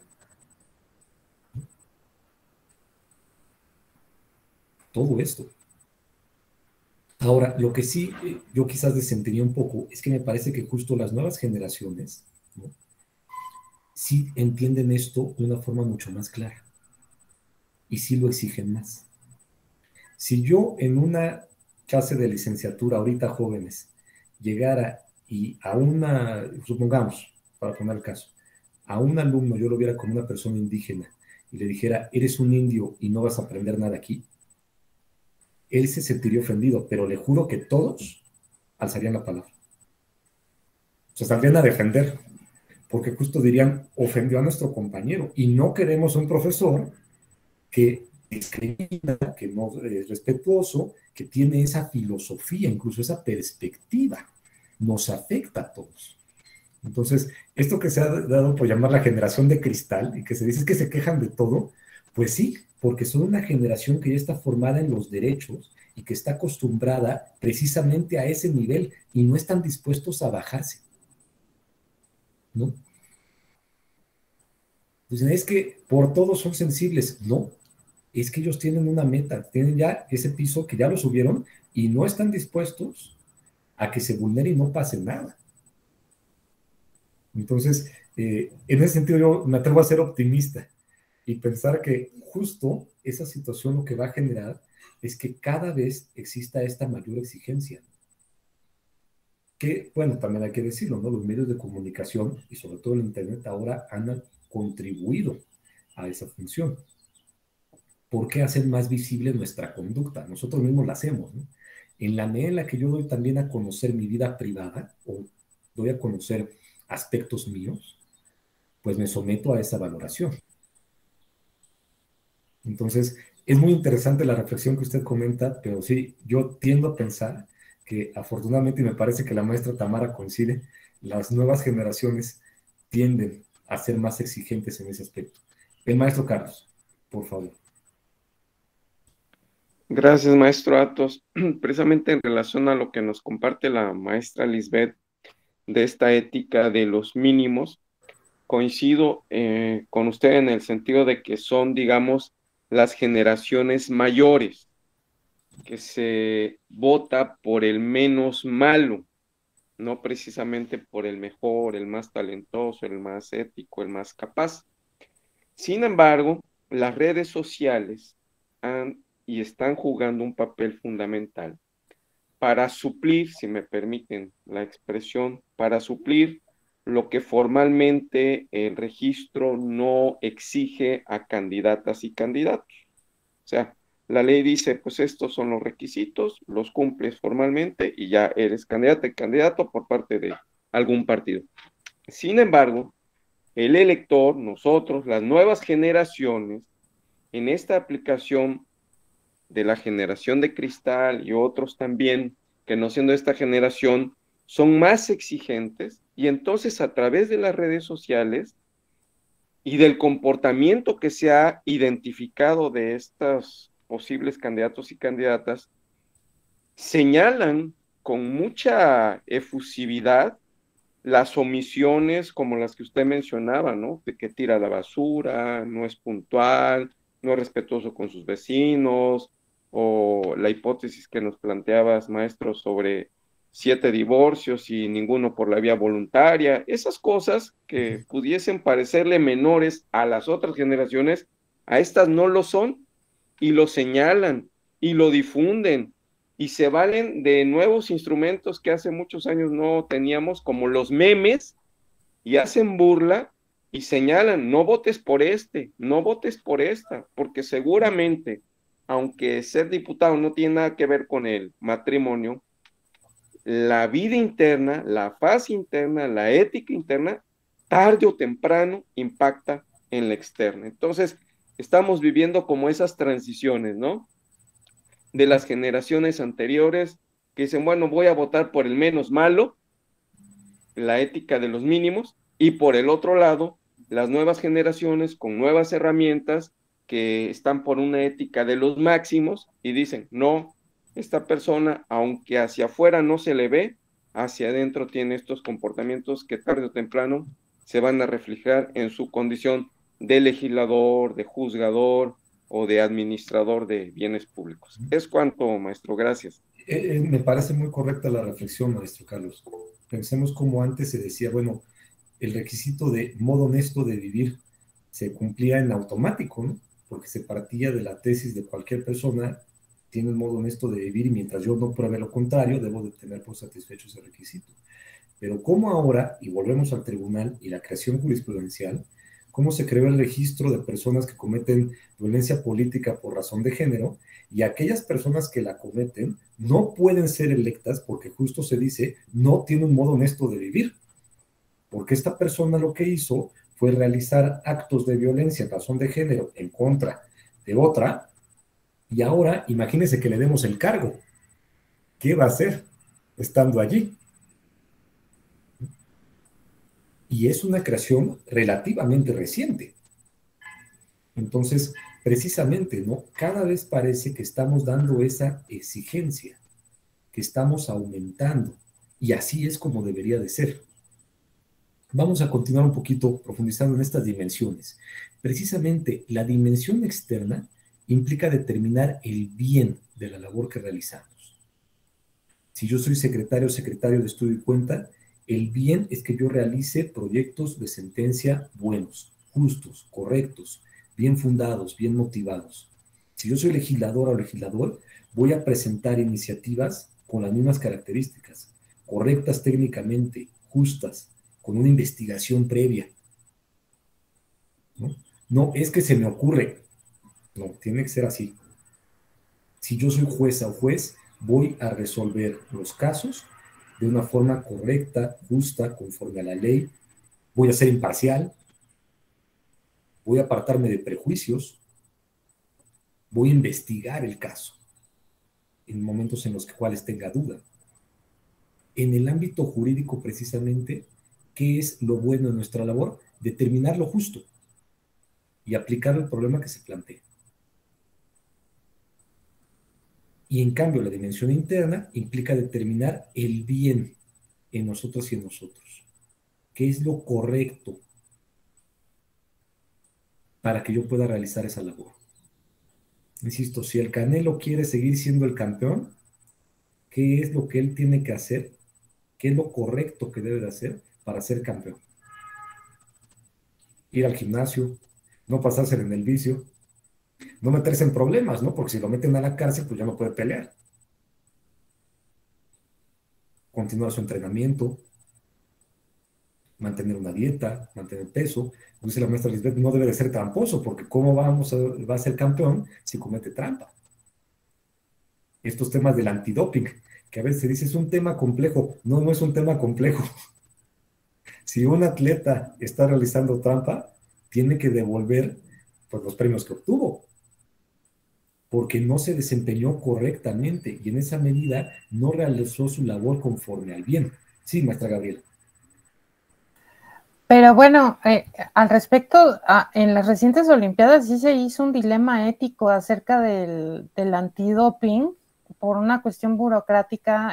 Recordemos que estaba esta patinadora que efectivamente las voces a favor decían que es una niña extraordinaria y que no hay sustancia en el mundo que le pueda dar pues no sé, ventaja en las facultades que tiene. Y por el otro teníamos que, bueno, por cuestiones de la vida, los resultados del antidoping llegaron tarde a las Olimpiadas y entonces esto impedía que la sacaran. Entonces se hizo un debate público inmenso acerca de la dimensión ética de si sí o de si no. ¿No? Porque pues, que no era su culpa, si era su culpa, pero pues fueron nosotros, pero ya tiene la capacidad. Entonces, la ética está presente en cada momento, ¿no? De la vida. Y al final yo creo que la presión le ganó y bueno, pues se quedó en cuarto, pero imagínense qué hubiera sido si gana medalla. O sea, hubiera sido un problema, ¿no? Ya lo era. Vea usted a Lance Armstrong, maestra Gabriela.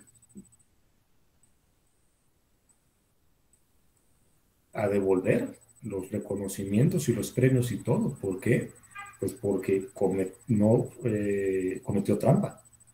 No siguió las reglas del antidoping y así obtuvo triunfos, ¿no?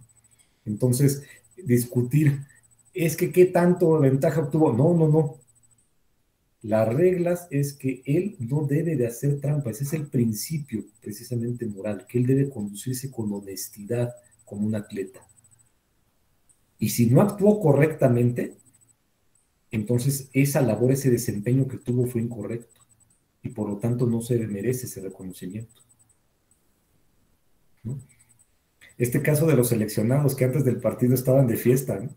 Y entonces salía el entrenador y decía, no, pidan los resultados después. No, yo le exijo resultados desde ahorita porque ustedes representan al país y se supone que son atletas de alto desempeño. Entonces, si usted está en la fiesta 48 horas antes del partido, pues por eso luego me explico que salga así el marcador, ¿no? Si no, no sea usted atleta, sea otra cosa. Pero si quiere usted ser atleta, entonces la labor que tiene que desempeñar de este modo ni significa que usted tiene que realizar estas acciones. Lo mismo podríamos decir en el ámbito jurídico. Si usted quiere ser jueza o usted quiere ser juez, tiene que formarse, tiene que ser honesto, tiene que ser imparcial, tiene que ser acomedido, tiene que ser prudente. ¿Cuántas veces les tocan a los jueces y los jueces manifestaciones, ¿no? A los ministros y las ministras de la corte, que se ponen afuera? No pueden salir ellos a pelearse, ¿no? O hablamos ahora en las redes, qué cosas les dicen a veces, ¿no? Con las personas que no están de acuerdo con la sentencia. Y ellos tienen que tener prudencia. No le voy a contestar. Pero si yo digo, no, yo no quiero seguir estudiando y además yo quiero tratar a mi equipo de trabajo como yo quiera, porque para eso soy el ministro, a mí me propuso el presidente y después me votó el Senado, entonces, ¿qué más quieren? No, no. Sea usted otra cosa, pero entonces no puede ser ministro, no puede ser ministra. Llegamos a esta conclusión que comenta la maestra Gabriela. La ética la tenemos que ver presente justo en nuestra labor. Yo les puedo asegurar, ustedes que están tomando este diplomado, que son las personas que se detienen en el semáforo, aunque sea de noche y no vaya pasando nadie. ¿Por qué lo hacen? No hay patrulla, no hay policía, incluso si estuviera, el policía ya está a pie, pasan ustedes tan rápido, ¿cómo los va a multar? Y sin embargo hay algo que dice, no, tengo que detenerme, tengo que cumplir. Eso es su dimensión interna, que repercute, insisto, en su dimensión externa. La dimensión interna es precisamente eso, cómo debemos actuar correctamente para realizar esa labor de tal manera que alcancemos el bien. Y la dimensión individual entonces se vincula con la deontología como disciplina y en sentido ontológico. Recordarán ustedes que decíamos, la deontología tiene que ver con los deberes que se asignan en función de determinadas profesiones o determinadas labores. En sentido ontológico son precisamente los códigos de ética. Y las normas deontológicas se caracterizan entonces por demostrar este vínculo entre derecho y moral y tienen dos fines: perfeccionarnos como profesionistas y dar certeza de que todas y todos actuaremos de modo similar. Repito, las normas deontológicas demuestran este vínculo entre derecho y moral y tienen dos fines: perfeccionarnos como profesionistas, hacernos mejores profesionistas, y segundo, dar certeza de que todas y todos actuaremos de modo similar. Si la maestra Clara Luz y yo somos miembros de la Barra Nacional de Abogados y respetamos el código de ética, y de repente tenemos un litigio en el cual somos contrapartes, partimos de que nos vamos a tratar con respeto, con honestidad. Dice la maestra Clara Luz, él no se va a robar el expediente, ¿no? No presenta testigos aleccionados, que casi sacan su papel y dicen, sí, como me dijo el abogado, no me va a promover el amparo sabiendo que es notoriamente improcedente solamente para alargar el juicio. Y mientras más largo el juicio, más grandes los honorarios, porque cobro por hora. No, precisamente como existe ese código de normas deontológicas, la maestra Clara Luz lo respeta y parte de que yo lo voy a respetar. El código de ética que tenemos en el Tribunal Electoral y en el Poder Judicial hace eso. Precisamente que no sea el mínimo, ¿no? Ay, pues yo llego a tiempo, ¿no? Y pues doy mi clase más o menos, ¿no? Hice una presentación pues con errores de ortografía, pero pues salió, ¿no? ¿Qué tal salió la sesión del diplomado? Salió. No, se me exige, bueno, la presentación debe de estar correcta, hay que conectarse a tiempo, hay que formarse, hay que ver los últimos criterios, etcétera. Porque yo pienso que mis compañeras y mis compañeros van a actuar igual. ¿Cuál es el problema que tenemos? Que desafortunadamente como sociedad hay algunos ámbitos donde tenemos esta gran exigencia y hay otros donde no. Díganme ustedes cómo manejan los taxistas y microbuseros en la Ciudad de México o en el estado, ¿no? Mis paisanos son verdaderos asesinos. Entonces, ¿por qué ciertas profesiones tendríamos que tener este nivel de exigencia y otras no? Tendríamos, precisamente todos, con independencia de la labor, empresarios, periodistas, community managers, hackers, maestras, maestros, fiscales, juezas, jueces, la profesión que ustedes quieran, de actuar de esta manera. Por eso cuando dicen, ¿para qué sirven los códigos de ética? Para esto. Para no solamente exigir el piso, sino un máximo. ¿No? ¿Cuánto serviría que existiera un código de ética de las fiscalías? Y que entre fiscales también se trataran así. Tendríamos que exigir también en los órganos legislativos un código de ética. La diputada y el diputado se comportan de esta manera. No sé si han visto de repente discusiones del Parlamento inglés, de la Cámara de los Comunes. Es muy interesante que entre ellos pueden disentir y pueden estar furiosas y furiosos, pero están obligados a referirse al otro como la o el honorable miembro de la Cámara.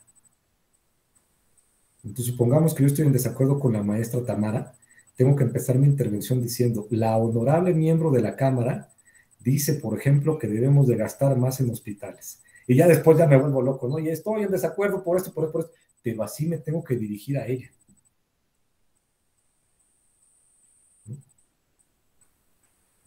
No puedo faltarle al respeto en ese momento. No puedo llegar y tomar la tribuna y decir, hoy no hay sesión, y se acabó la discusión, ¿no?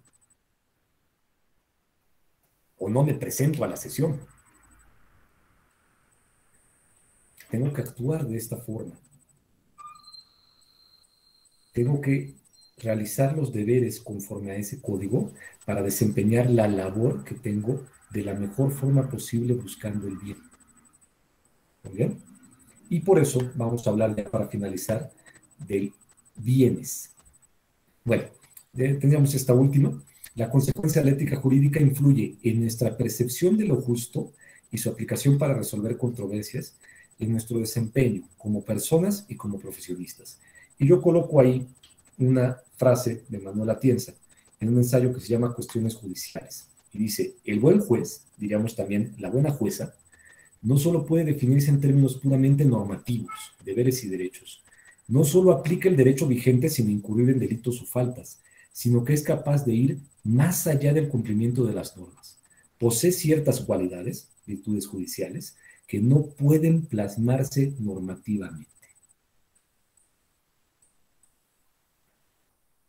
De ese tamaño es la ética jurídica. Dice Manuel Atienza, pues no hay ningún mérito que digas, ay, pero yo cuando litigo o cuando yo resuelvo no cometo ningún delito.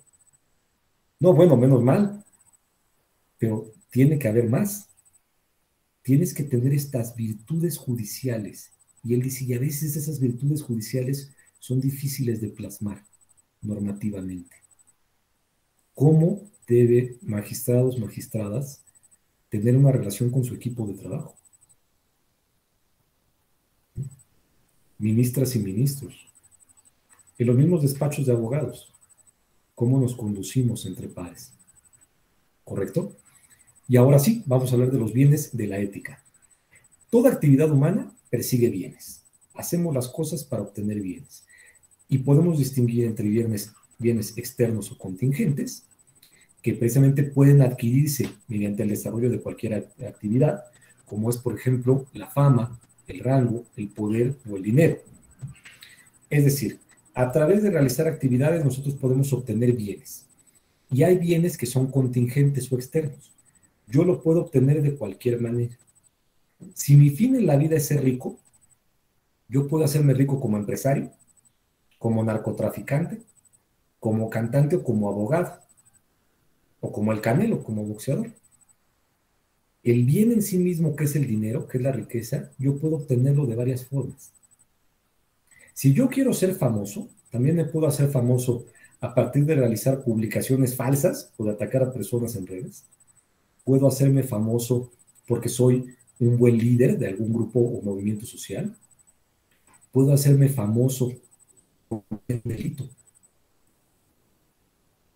Ese es el bien externo. Yo lo tengo con independencia de la actividad. Da igual la actividad que realice. En cambio, el bien interno es aquel que distingue una actividad respecto de todas las demás. Es aquel bien que solamente puedo conseguir con esa actividad. El bien interno del boxeo es superar a otro en esa disciplina a base de golpear. Eso es en lo que es bueno el Canelo. Eso tiene el Canelo que yo no lo tengo y que no lo puede tener nadie más, porque él es boxeador, a eso se dedica. El bien interno de las Fuerzas Armadas, de las mujeres y los hombres que están en las Fuerzas Armadas, es proteger la seguridad del país. Eso es el bien que tienen. Lo puede tener en común con la policía, sí, pero es distinto, ¿no? En el ejército todavía tienen que tener una mayor protección.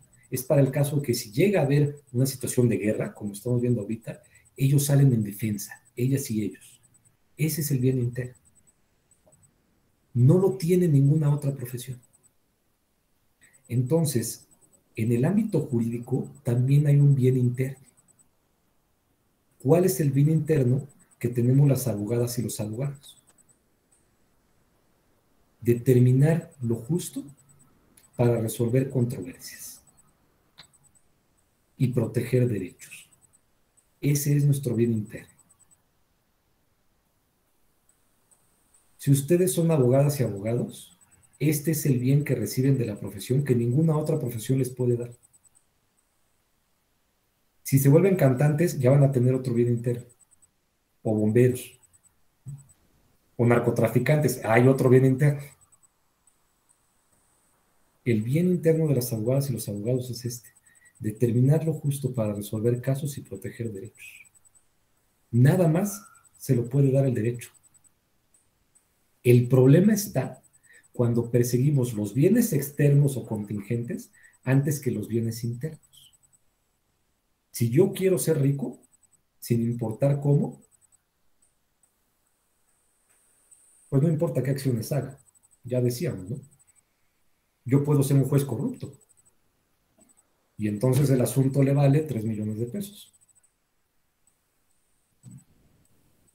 Porque lo que me importa es el bien externo, lo que me importa es el dinero, no me importa mi profesión. Pero si yo en cambio antepongo el bien interno, lo hago incluso por encima de los bienes externos.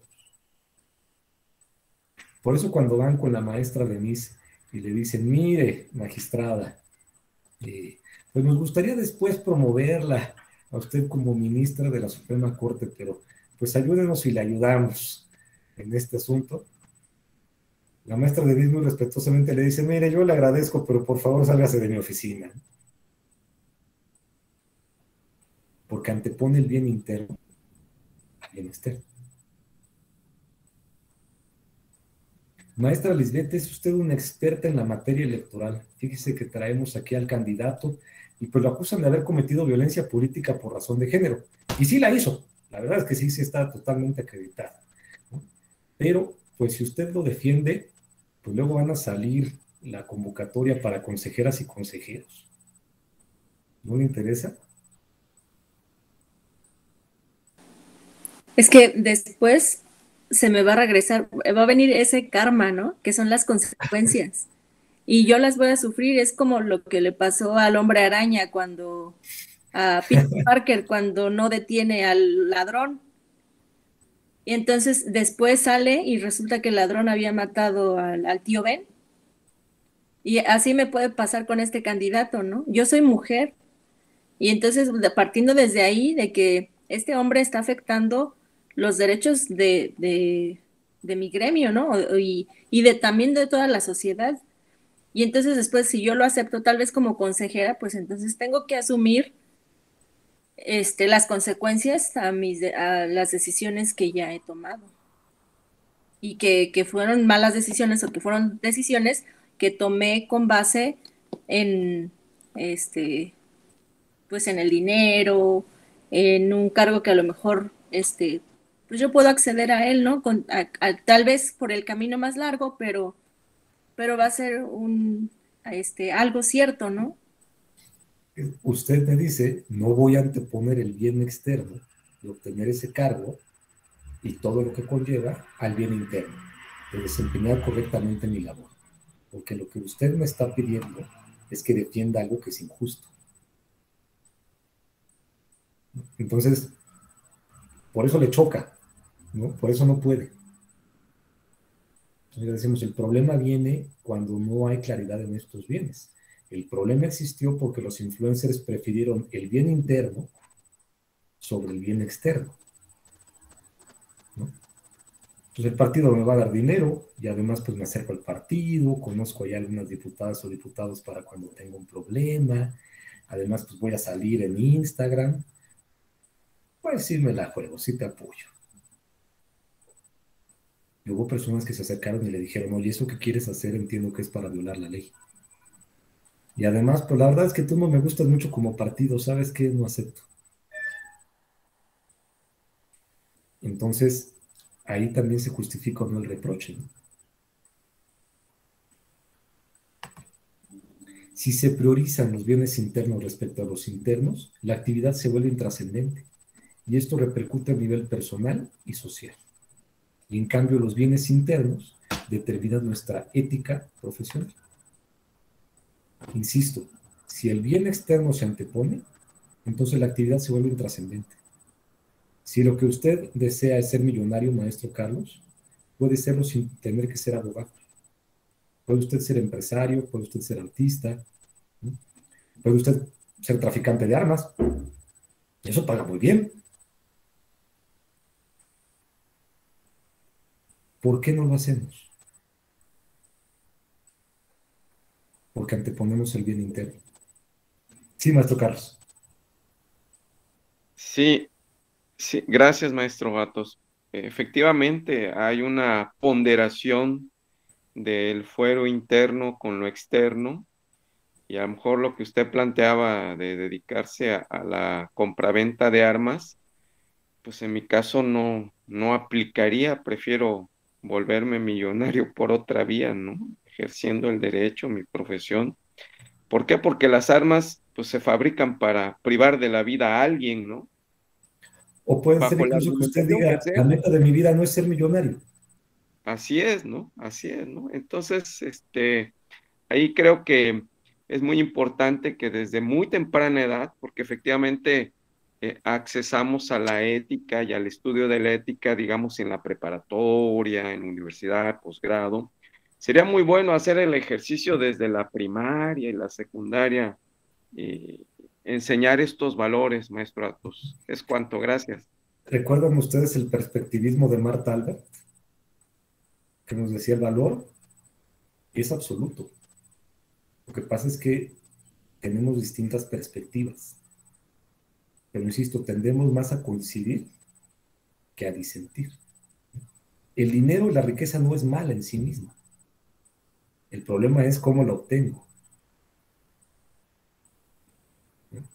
Y aquel que me diga es que lo más importante se vuelve el bien externo, el dinero en sí mismo, ¿no?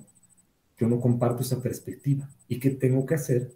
Hablar con esa persona y discutir con esa persona para demostrarle que no está viendo el valor correctamente, ¿no? La fama en sí misma tampoco es mala. La cuestión es cómo la obtengo. No es lo mismo haberla obtenido por acciones buenas. Esta persona es un héroe, una heroína, una persona muy generosa que ha apoyado a personas en necesidad, que ha realizado donativos, etcétera, etcétera, a obtenerla por la mala, ¿no? Este es un secuestrador que hizo tales cosas. Entonces, me parece que hoy ya hemos reflexionado sobre las dimensiones de la ética, la dimensión externa, la dimensión interna. Hemos visto cómo la dimensión externa exige que tengamos ciertos valores, ciertas virtudes para nuestra dimensión interna, y viceversa.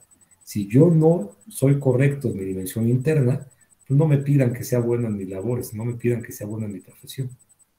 ¿Correcto? Y hemos reflexionado en los bienes, en los externos y en los internos. y decíamos, el bien interno que tenemos como abogadas, como abogados, como juristas, es determinar lo justo para resolver controversias y proteger derechos. Eso es lo que distingue a nuestra profesión de todas las demás. Si anteponemos entonces ese bien, es más, es probable que lleguen los demás bienes externos. Una buena abogada, un buen abogado suele tener muy buena práctica y le suele ir bien. ¿Correcto? Yo dejaría estos últimos minutos para comentarios, preguntas, reflexiones. Insisto, sé que no son sencillas, no son tan fáciles, ¿no?, de aplicar. Sí, maestra Lisbeth. Bueno, pues nos da la reflexión de que pues la ley tiene que ir aparejada con estos principios éticos y morales, porque la ley no puede ser tajante, porque la conducta humana pues es variante, ¿no? No podemos estar pensando, no podemos ir no podemos adivinar cómo va a actuar la otra persona o cómo la ley, a veces está el texto, pero la conducta no embona con lo que dice la ley. Y entonces, si por ejemplo en el restaurante me dicen, es que no puede pasar con perros, pero entonces yo, como dice perros la leyenda, pues entonces yo paso con un changuito o con un gato, ¿no? Entonces, siempre el ser humano a veces somos trampositos y siempre andamos buscando esa lagunita o siempre andamos buscando, y como abogados lo sabemos, siempre andamos buscando el alargamiento de la ley para ver por dónde sí se puede, ¿no? Y en materia electoral es muy dado, y los partidos políticos creo que siempre están en ese sentido, en buscar dónde sí se puede. Y entonces ahí es donde la ley tiene que estar en conjunto con estos principios para poder atacar esos detalles. Totalmente de acuerdo, Mr. Lisbeth. O sea, el sistema normativo, la norma en sí misma debería de reconocer estos principios y estos valores, pero también cuando yo interpreto y argumento tendría que reconocerlos. Y si yo detecto que una norma es formalmente válida, pero éticamente incorrecta, tendría que buscar cómo, mediante la interpretación y la argumentación, no aplicarla, ¿no? No es hacer tranza, es que precisamente yo sé que esa norma y las consecuencias, decíamos, el resultado de aplicarla, comentaba incluso usted, va a ser perjudicial. Escuchaba en la radio que la Suprema Corte acaba de determinar mediante acción de inconstitucionalidad que es inconstitucional un tipo penal que se estaba adicionando, me parece que en Chiapas, que se llamaba ultraje a las autoridades. Y lo que pasa es que tenía una redacción tan ambigua que decía cualquier persona que amenace a una autoridad se gana automáticamente la cárcel. Entonces decía la Suprema Corte, bueno, ¿y el derecho al disenso? ¿O el derecho al rechazo? Porque yo puedo no estar de acuerdo con una autoridad y le tengo que reclamar. No quiero que construya usted el aeropuerto aquí, o no quiero que construya usted el Tren Maya. ¿Y cómo entendemos entonces la amenaza? Si yo le dijera, porque si usted lo hace, lo que vamos a hacer es que nos vamos a organizar y no vamos a volver a votar por usted. Es más, le vamos a hacer una campaña en contra. Entonces, dice la Suprema Corte, este tipo penal puede ser formalmente correcto porque lo aprobó el Congreso del Estado, pero es éticamente inválido, porque lo que está haciendo es coartando el derecho a la libertad de expresión y el derecho a la manifestación. Por lo tanto, mediante acción de inconstitucionalidad se expulsa del sistema. Entonces tiene usted razón, o sea, los valores tienen que estar considerados al crear la norma, pero también al interpretar, aplicar la norma y al cumplir la norma. Lo que nos dice usted es los partidos políticos deberían estar viendo cómo cumplen la norma, no cómo me la brinco.